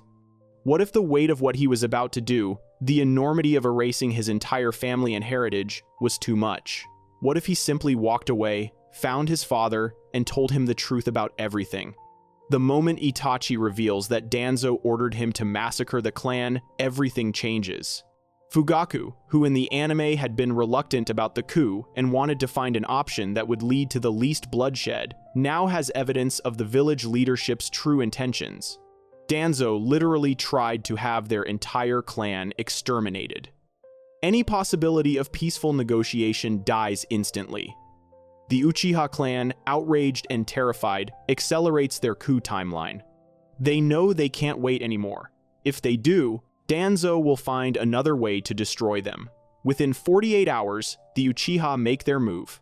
They execute the plan they had been preparing for months. Uchiha operatives, who had infiltrated various command positions across Konoha, activate simultaneously. They seize control of the village's communication systems. They lock down the gates. They occupy the Hokage Tower. And Fugaku, along with a strike team of elite Uchiha Jonin, including Itachi, confronts the third Hokage in his office.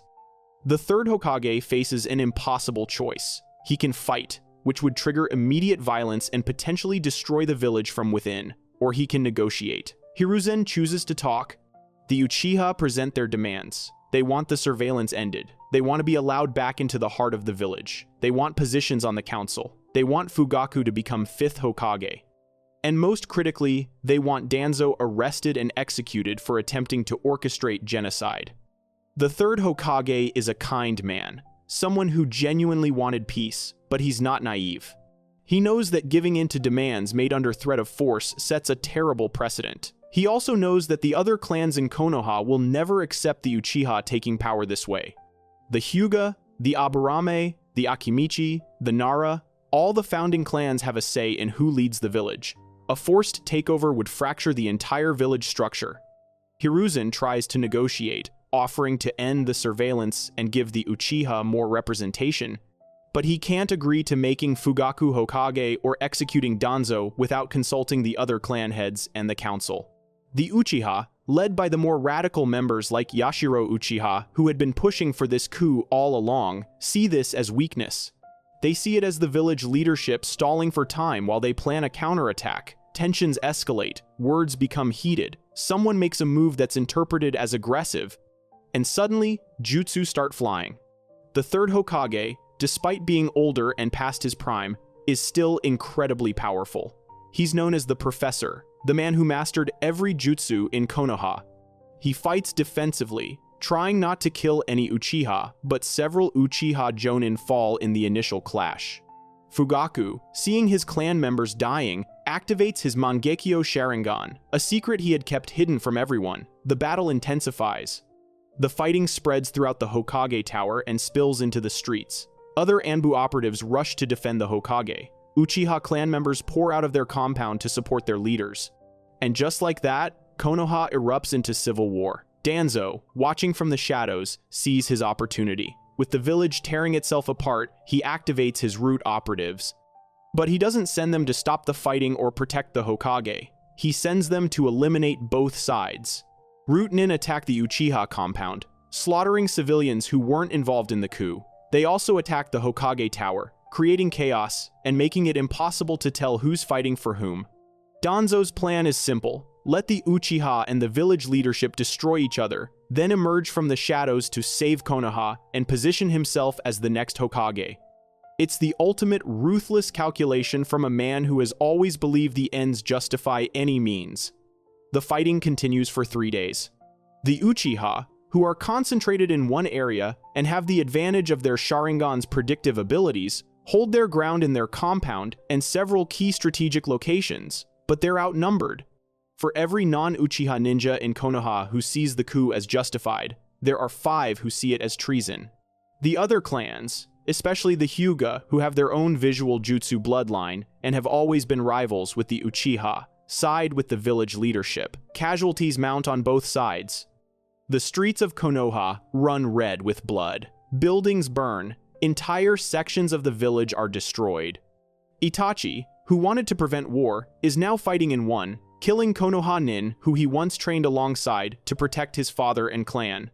The psychological damage is immense. During the third night of fighting, root operatives manage to breach the Hokage Tower and corner the third Hokage. Hiruzen is exhausted from days of constant battle and using high-level jutsu. The root nin, all wearing masks and showing no emotion, attack him together. Hiruzen realizes too late that these aren't random attackers. They're moving with too much coordination, using root techniques that were supposed to have been disbanded. Danzo's betrayal becomes clear. But before the root nin can land a killing blow, Itachi appears. He had been searching for Danzo throughout the chaos, knowing that the shadowy mastermind was the real enemy. Itachi engages the root operatives, his Mangekyo Sharingan giving him the edge he needs. He kills 3 root nin before the others retreat. The third Hokage, wounded but alive, thanks Itachi. And in that moment, seeing a young Uchiha saving his life while Danzo's forces try to kill him, Hiruzen understands the terrible mistake the village made. The Uchiha weren't the enemy, Danzo was.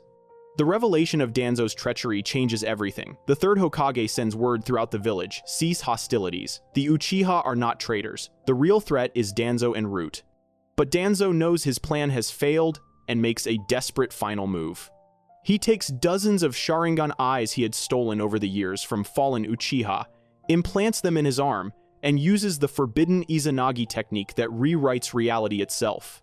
He attacks the Hokage Tower directly, surrounded by what remains of his root forces, attempting to kill Hiruzen and seize power by force. The final battle is catastrophic. Danzo uses Izanagi over and over, making himself essentially immortal as he negates any injury by rewriting reality so the attack never happened. The third Hokage, already wounded, fights alongside Fugaku and Itachi. Other clan heads arrive, horrified at what Danzo has become and what he's done. The Hyuga, the Nara, the Aburame all turn against Danzo. It takes the combined effort of multiple Kage-level fighters to finally exhaust Danzo's stolen Sharingan and kill him. When the dust settles, Konoha counts the cost. Over 300 ninja are dead. Hundreds more are wounded. The village infrastructure is heavily damaged. Trust between clans is shattered. And the truth about everything is revealed to the public. The village leadership's suspicion and mistreatment of the Uchiha, Danzo's attempted genocide, the coup that spiraled into civil war, all of it. The third Hokage, taking responsibility for his failure to control Danzo and prevent the tragedy, steps down. A new Hokage must be chosen, but the selection process is now poisoned by politics and resentment. Fugaku Uchiha claims he should be Hokage since the Uchiha proved their loyalty by fighting against Danzo in the end. Other clans argue that Fugaku led a coup and can't be trusted. Some suggest candidates from neutral clans. Tsunade, one of the legendary Sannin and the first Hokage's granddaughter, is approached but refuses. She's still dealing with her trauma from the deaths of her loved ones and wants nothing to do with Konoha's politics. Jiraiya is also approached but declines, saying he works better outside the village. The deadlock continues for months. During this time, Konoha is vulnerable. Word of the civil war spreads to other villages. The other great nations smell blood in the water. Kumogakure, always aggressive and expansionist, sees an opportunity. They launch raids on the Land of Fire's borders, testing Konoha's defenses. Kirigakure, still in the grip of the Bloody Mist policies, does the same. Iwagakure, still holding a grudge against Konoha from the Third Shinobi World War, begins mobilizing forces. A weakened Konoha is exactly what Itachi feared, exactly what he tried to prevent. The village that killed his parents, that he betrayed his clan to protect in the original timeline, is now vulnerable to attack. And without a unified leadership, without the strength that comes from a stable Hokage directing the village's military forces, Konoha can't mount an effective defense. Eventually, political pressure forces a compromise. An interim Hokage is selected, Shikaku Nara, head of the Nara clan, known for his intelligence and tactical genius, but without the ambition that makes other clans nervous. It's meant to be a temporary solution until things stabilize. It becomes permanent because no one can agree on anyone else. The Uchiha clan, having proven themselves in the fight against Danzo but still distrusted by many, exists in an awkward middle ground. They're no longer isolated and under surveillance, but they're not welcomed either. They're tolerated. Sasuke Uchiha grows up in this environment. In the original timeline, he was the sole survivor of a massacre, driven by grief and hatred to become stronger so he could kill Itachi. In this timeline, he grows up in a functional family with both parents alive. Fugaku trains him personally. Itachi remains in the village as a protective older brother. Sasuke develops into a talented ninja, but without the trauma that defined him. He's confident but not obsessed, skilled but not consumed by rage. He has friends in the Uchiha clan his own age. He's raised with pride in his heritage instead of shame and survivor's guilt, but he's also raised with the knowledge that his clan staged a coup and that many people in Konoha will never fully trust an Uchiha. When Sasuke enters the academy, he's placed on Team 7 with Naruto and Sakura, just like in the original timeline. But the dynamics are completely different.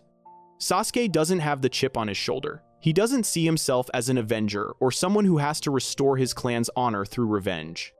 He's just a talented kid from a powerful clan trying to live up to his family's expectations. Naruto, still the Nine-Tails Jinchuriki, and still ostracized by the village, sees Sasuke as someone who has everything Naruto doesn't: a family, respect, a legacy. Instead of Naruto being the underdog who eventually earns Sasuke's respect, Naruto becomes bitter and jealous. Their rivalry becomes toxic in a different way. The Chunin exams arrive, and this is where things truly diverge. Orochimaru, who in the original timeline invaded Konoha during the exams and killed the third Hokage, does the same here. But the invasion hits a very different village. Konoha is already weakened from the civil war a few years earlier. They haven't fully recovered. When Orochimaru's forces attack alongside Tsunagakure, believing they're exploiting a moment of vulnerability during the exams, they find Konoha even weaker than expected. The invasion is far more successful. Without the third Hokage being at full strength because he exhausted himself in the Civil War, and without the unity that existed in the original timeline, the defense is disorganized. Shikaku Nara, the interim Hokage, is a brilliant tactician, but not a frontline combatant like Hiruzen was. Orochimaru's forces penetrate deep into the village. They cause massive casualties. And when Orochimaru finally confronts Shikaku and the third Hokage, who comes to help despite his age, both are killed. Konoha loses 2 major leaders in a single day. The village survives the invasion, but barely. Thousands die. The village's infrastructure is devastated, and the power vacuum is even worse now. Without a Hokage, without the third's steadying influence, Konoha fractures. Some clans want to sue for peace with other villages. Some want revenge. The Uchiha, who fought fiercely to defend the village during the invasion and suffered heavy casualties, including several clan elders, demand recognition and a place in leadership. But other clans point out that Konoha has been under constant crisis since the Uchiha coup years earlier, and maybe the village would be better off if the Uchiha left entirely. Tensions reach a breaking point when Tsunade is finally convinced to return and become 5th Hokage. She agrees because Konoha is on the brink of collapse and someone needs to hold things together. But one of her first acts is controversial. She officially pardons the Uchiha for the coup, declaring that Danzo's crimes justified their actions. Half the village celebrates. The other half sees it as a betrayal. The Hyuga clan threatens to leave Konoha entirely. Several smaller clans actually do leave, breaking away to form their own independent settlements or joining other villages.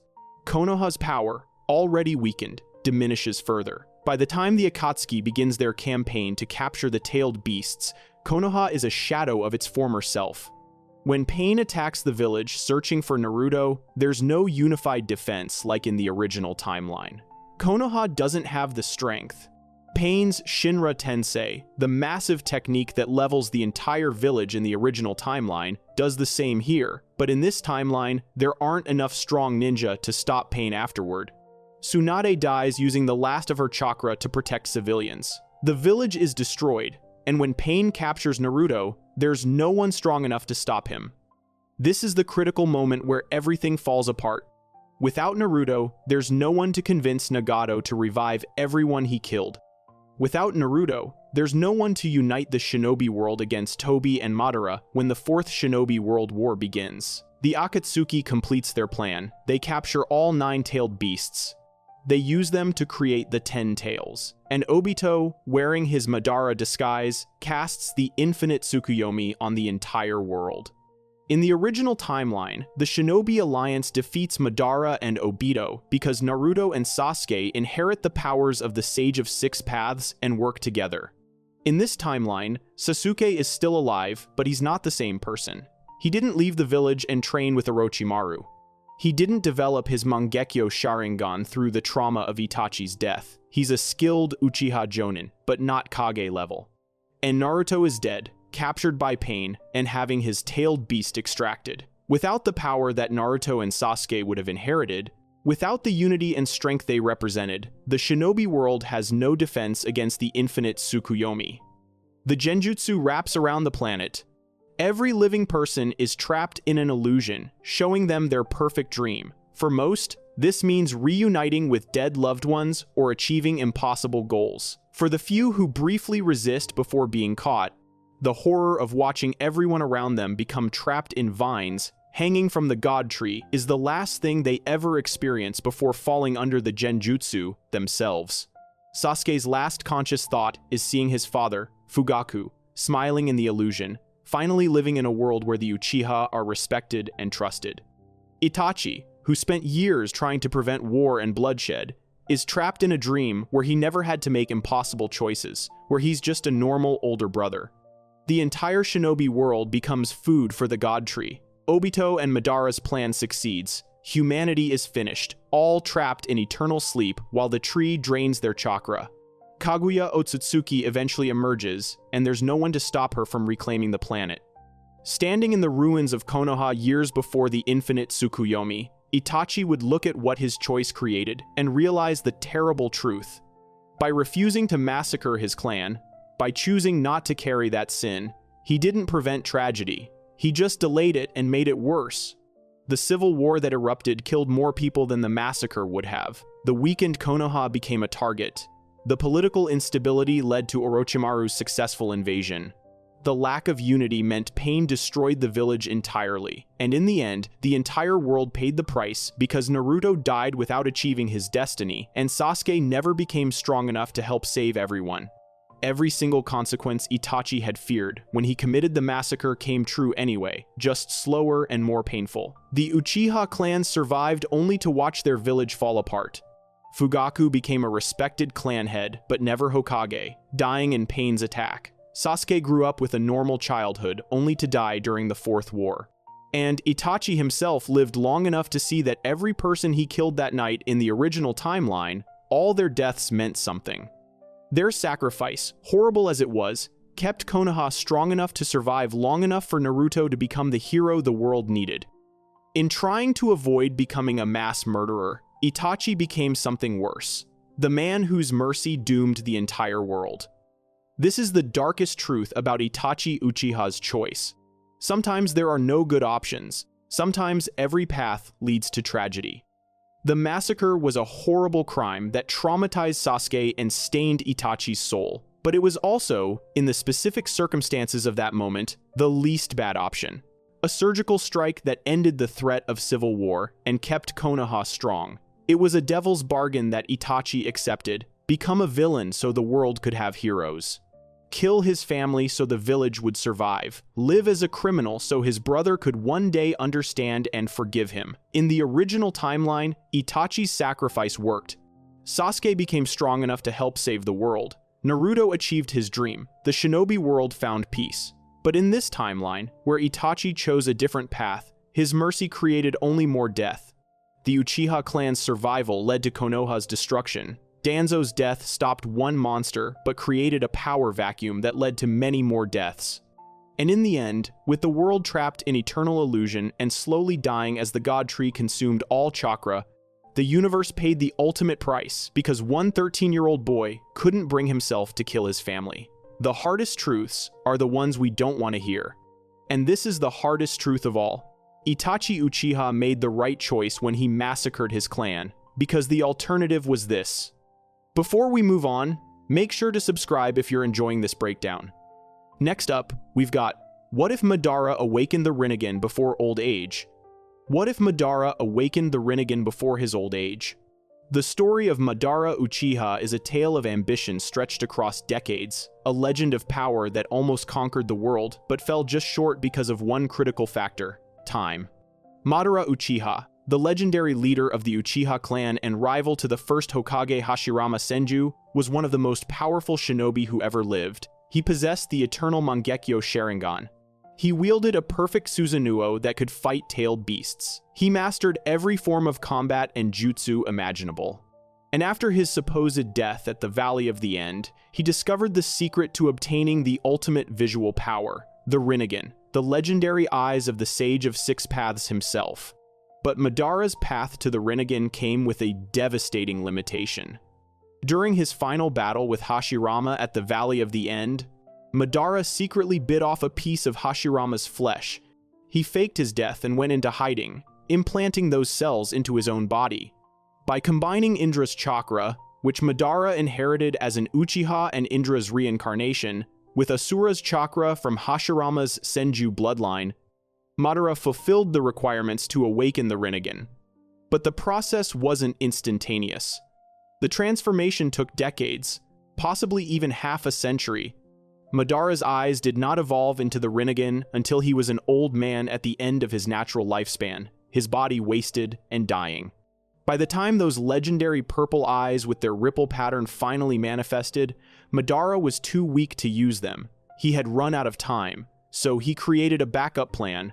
He transplanted his Rinnegan into a young boy named Nagato, an Uzumaki clan descendant who could handle the power. He connected himself to the Gedo statue to stay alive long enough to find an agent who would manipulate Nagato into eventually reviving Madara with the Rinne Tensei Jutsu. He found that agent in Obito Uchiha during the Third Shinobi World War, a talented young Uchiha who Madara corrupted and turned into his pawn. Through Obito, Madara created the Akatsuki organization to gather all 9-tailed beasts so that the 10 tails could be revived and Madara could cast the infinite Tsukuyomi. The plan spanned decades and required manipulating countless people across multiple generations. And in the end, it almost worked. But what if Madara hadn't run out of time? What if his eyes had evolved into the Rinnegan when he was still young and strong, in his prime years instead of on his deathbed? The divergence happens shortly after Madara's battle at the Valley of the End. In the original timeline, Madara went into hiding and it took decades for the Rinnegan to manifest. But what if the fusion of Indra and Asura's chakra happened faster? What if, instead of requiring half a century, the biological process completed in just 5 years? Madara is still relatively young when he feels his eyes changing. He's in his 30s, still in his physical prime, when the ripple pattern begins to spread across his irises and his eternal Mangekyo Sharingan transforms into something far greater. The moment the Rinnegan awakens, everything changes. Madara immediately understands the magnitude of what he's gained. The Rinnegan grants powers that dwarf even the Mangekyo Sharingan. He can see chakra in all its forms. He can master all 5 nature transformations instantly. He gains access to the 6 paths techniques, the ability to control gravity, absorb any ninjutsu, summon the king of hell, rip out souls, create mechanical weapons from his body, and resurrect the dead.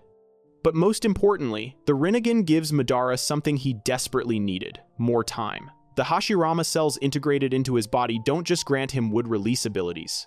They provide incredible regenerative powers and dramatically extend his lifespan. With the Rinnegan awakened and the Hashirama cells at full potency in a young body, Madara essentially achieves a form of immortality. His aging process slows to a crawl. Wounds that would kill other ninja heal in moments. He has centuries ahead of him instead of years. With unlimited time and godlike power at his disposal, Madara doesn't need to create elaborate backup plans involving proxy agents and multi-generational schemes. He can achieve his goals directly. The first thing Madara does is test his new abilities. He ventures out from his hidden lair and begins hunting. His targets are the tailed beasts. In the original timeline, Madara needed the Akatsuki organization to spend years capturing the tailed beasts one by one, a process that took decades of planning and coordination. In this timeline, Madara does it himself in less than 5 years. The tailed beasts, scattered across the various hidden villages after the first Hokage distributed them to maintain balance, are no match for Madara's Rinnegan powers. When Madara attacks Sunagakure to capture the One Tail, Shukaku, the village's entire military force tries to stop him. They fail. Madara uses Shinra Tensei, the devastating gravity manipulation technique, to obliterate their defenses. He summons the Gedo statue, the empty husk of the Ten Tails, and uses the statue's chakra chains to extract Shukaku from its Jinchuriki and seal it away. The Sand Village's forces watch helplessly as their ultimate weapon is stolen in a matter of minutes. Gaara's father, the fourth Kazekage, tries to use his gold dust technique to stop Madara.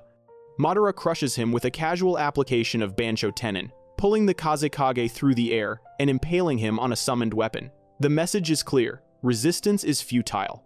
Madara repeats this process at each village. At Iwagakure, he captures the Four Tails and Five Tails.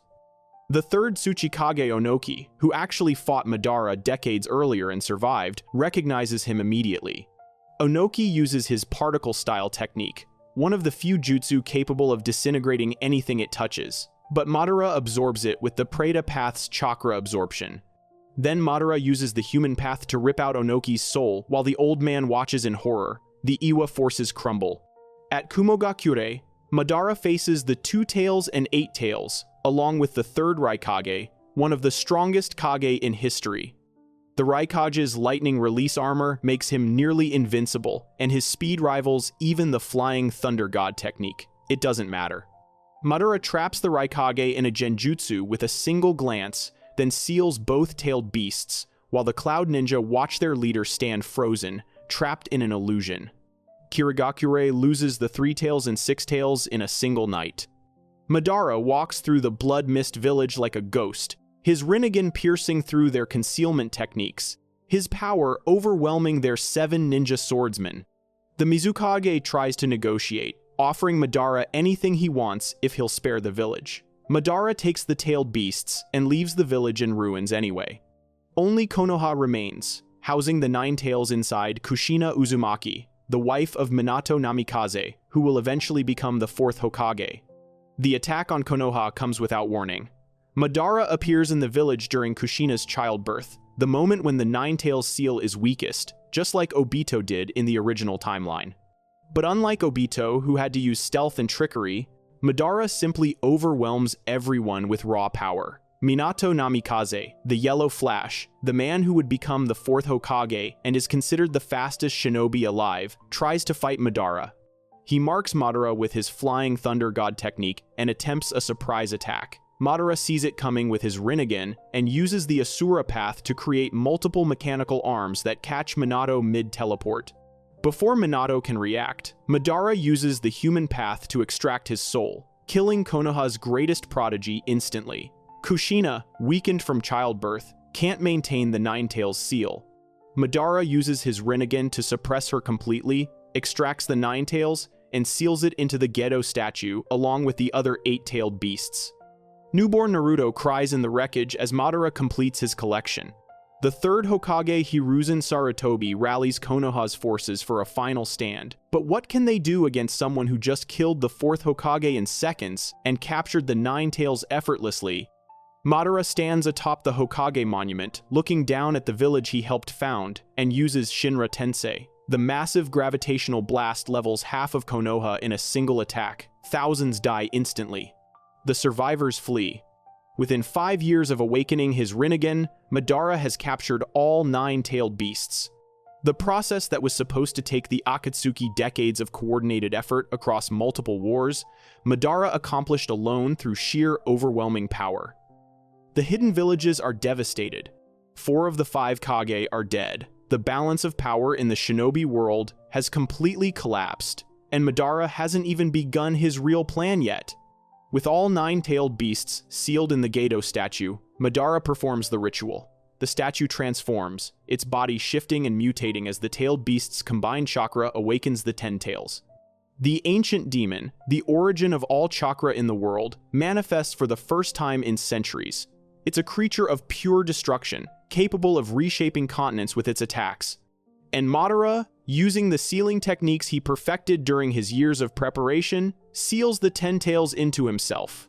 He becomes the Ten Tails Jinchuriki, just as the Sage of Six Paths was millennia ago. The transformation grants Madara power beyond comprehension. His physical strength multiplies 1,000-fold. He gains the ability to fly, truth-seeking orbs, weapons that can disintegrate anything they touch, orbit his body. His regeneration becomes so potent that he can regrow entire limbs instantly.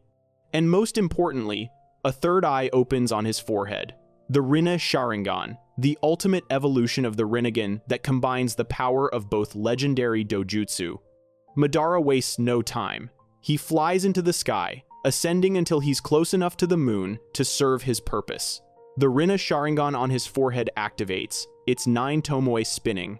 The technique reflects off the lunar surface, and the light of the infinite Tsukuyomi shines down on the planet. Every person on Earth looks up at the suddenly blood-red moon. They see the reflection of the Rinne Sharingan in the sky, and in that instant, the entire world falls under the Genjutsu. From Konoha to Tsunagakure, from the land of lightning to the land of water, every human and animal on the planet is trapped in an eternal dream. The infinite Tsukuyomi wraps around their minds, showing them illusions of their perfect lives. Warriors who lost comrades see them alive again. People who lived in poverty experience wealth. Those who knew only war dream of peace. They're all trapped, immobilized, as the roots of the God Tree burst from the ground and wrap around them, cocooning them in organic pods. The God Tree, a massive construct that stretches into the clouds, blooms across the world. Its roots dig deep into the earth and its branches spread across continents. The tree begins draining the chakra from every trapped person, slowly but steadily consuming their life force to bear fruit. This is the true purpose of the infinite Tsukuyomi, though Madara doesn't know it.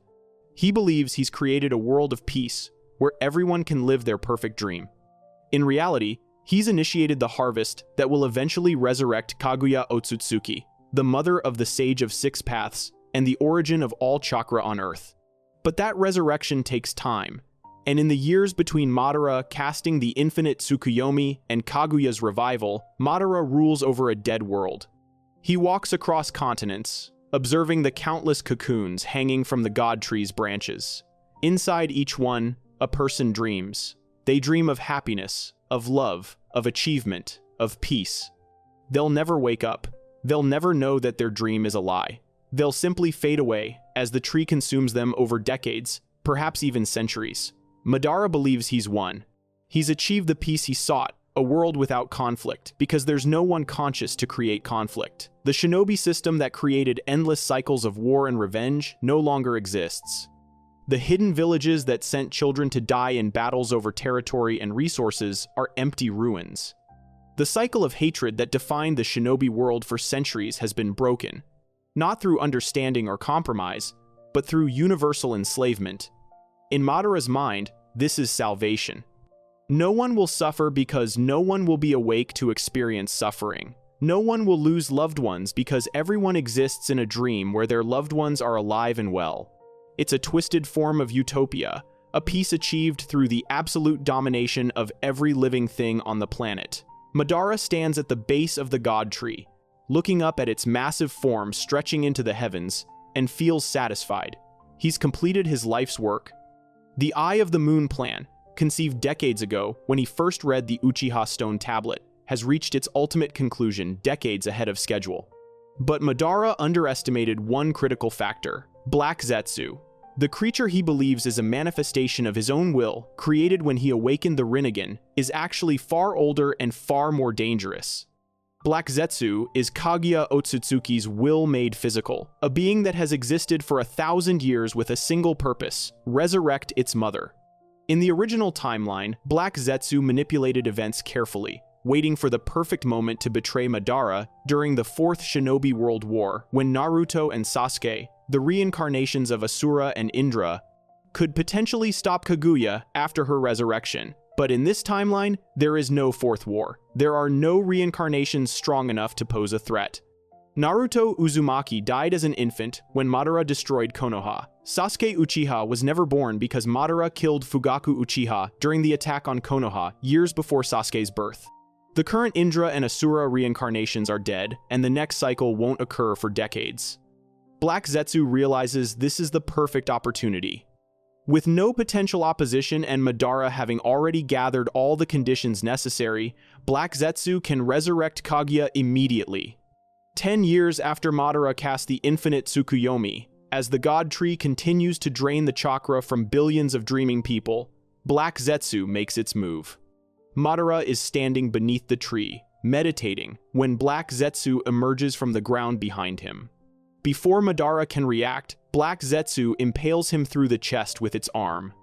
Madara looks down in shock, seeing the black appendage piercing through his body.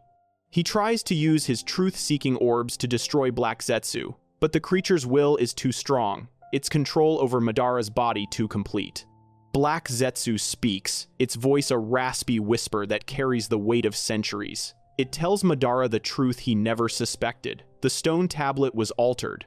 The infinite Tsukuyomi isn't salvation but a trap. Everything Madara believed, everything he worked toward, was a lie created by Kaguya's will to engineer her resurrection.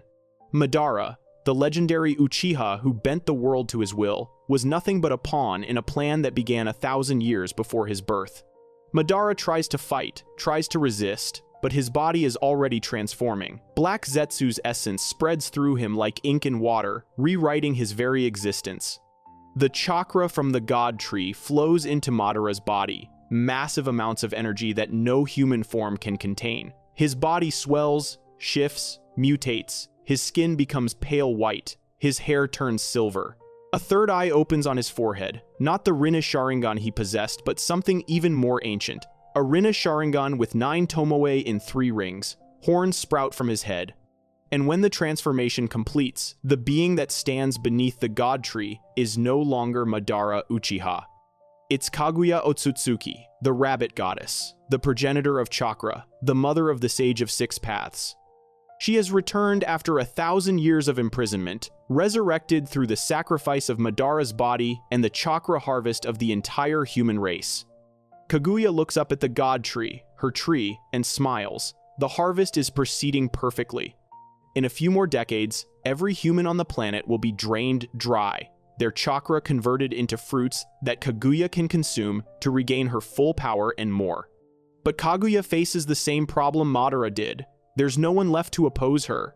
In the original timeline, Naruto and Sasuke, granted power by Hagoromo's ghost and bearing the strength of the reincarnation cycle, barely managed to seal Kaguya away with the Six Paths Chibaku Tensei. In this timeline, those heroes don't exist. Naruto is dead. Sasuke was never born. The current generation of shinobi are all trapped in the infinite Tsukuyomi's cocoons, slowly dying. There is no one capable of challenging a goddess. Kaguya walks across the dead world, visiting the remnants of the hidden villages. Konoha is ruins overgrown with the God Tree's roots. Sunagakure is a ghost town buried in sand. Kirigakure's buildings are slowly sinking into the ocean. Kumogakure's towers crumble under the weight of the tree's branches. Iwagakure's stone structures are being consumed by organic growth. The shinobi civilization that took centuries to build has been completely destroyed in just over a decade. And it's all because Madara awakened his Rinnegan early.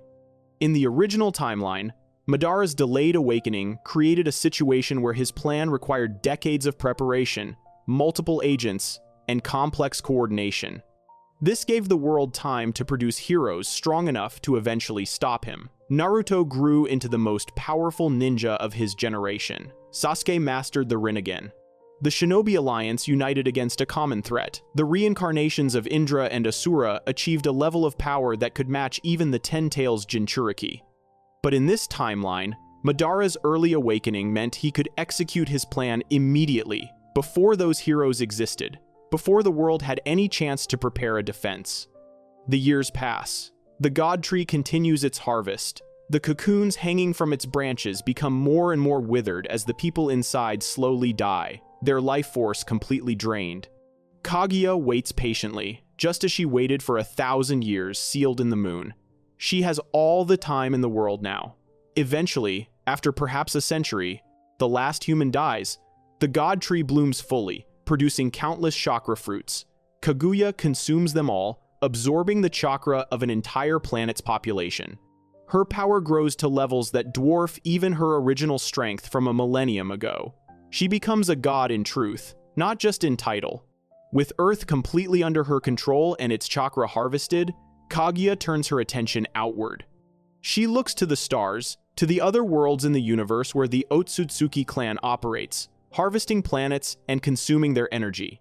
She prepares to leave Earth, to return to her people and face them with her newfound power. The planet she leaves behind is dead. The god tree, having consumed all available chakra, begins to wither.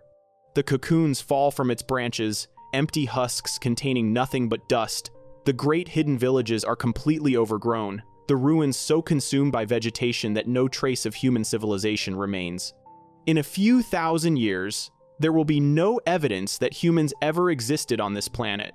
The shinobi world, with all its history and culture and struggle, will be forgotten completely. And it all traces back to one change: Madara awakening the Rinnegan 30 years early.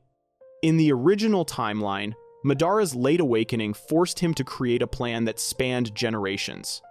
That plan gave Naruto time to be born, to grow, to become the hero who could unite the shinobi world and defeat both Madara and Kaguya. Naruto's journey from hated outcast to beloved Hokage, his ability to understand pain and still choose compassion, his determination to never give up on anyone, all of that existed because Madara's plan took decades to execute. Sasuke's arc from Avenger to Protector, his struggle between darkness and light, his eventual decision to protect the world from the shadows, all of that happened because there was time for his story to unfold.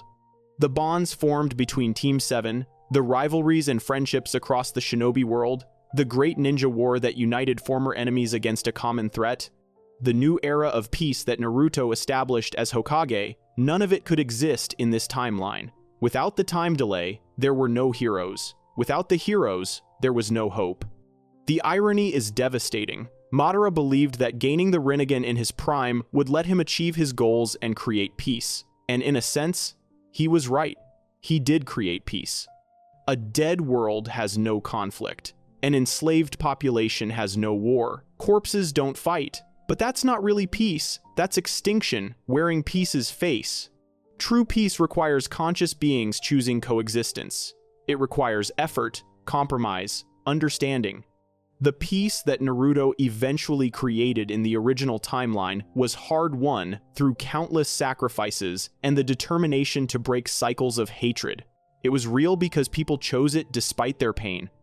Madara's peace is the peace of the grave, and now, as Kaguya departs for the stars and the dead planet Earth slowly crumbles behind her, the ultimate truth becomes clear. Sometimes power without limits leads to victory, and sometimes that victory is worse than any defeat.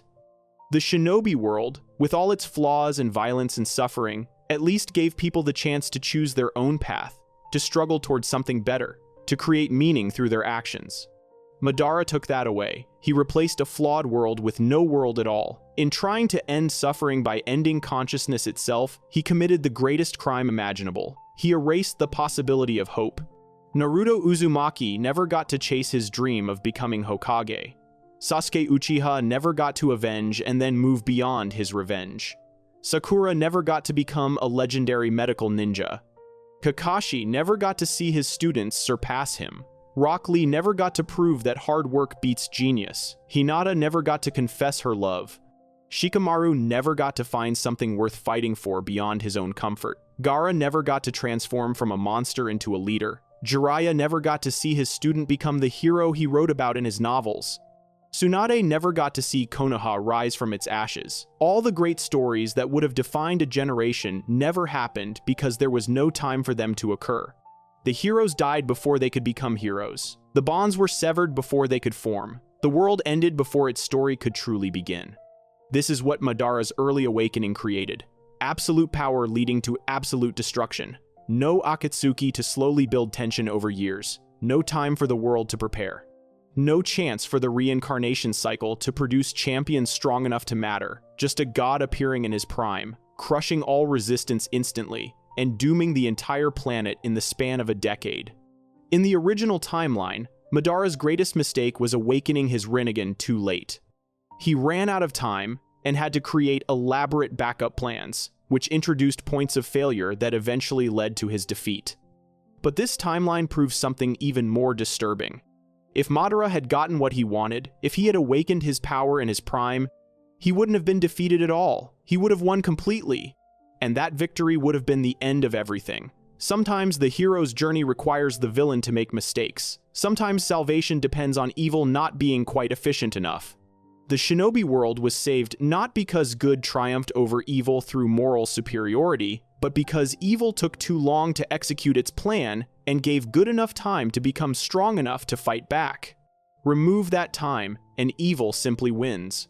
Madara stands as proof that power matters more than righteousness when the power gap is large enough. In this timeline, no amount of willpower or friendship or determination could stop him, because those things need time to develop and Madara didn't give the world that time. He crushed it immediately, and the universe is now a darker place for it. Madara Uchiha with an early Rinnegan awakening didn't need decades of planning. He didn't need Obito or Nagato or the Akatsuki.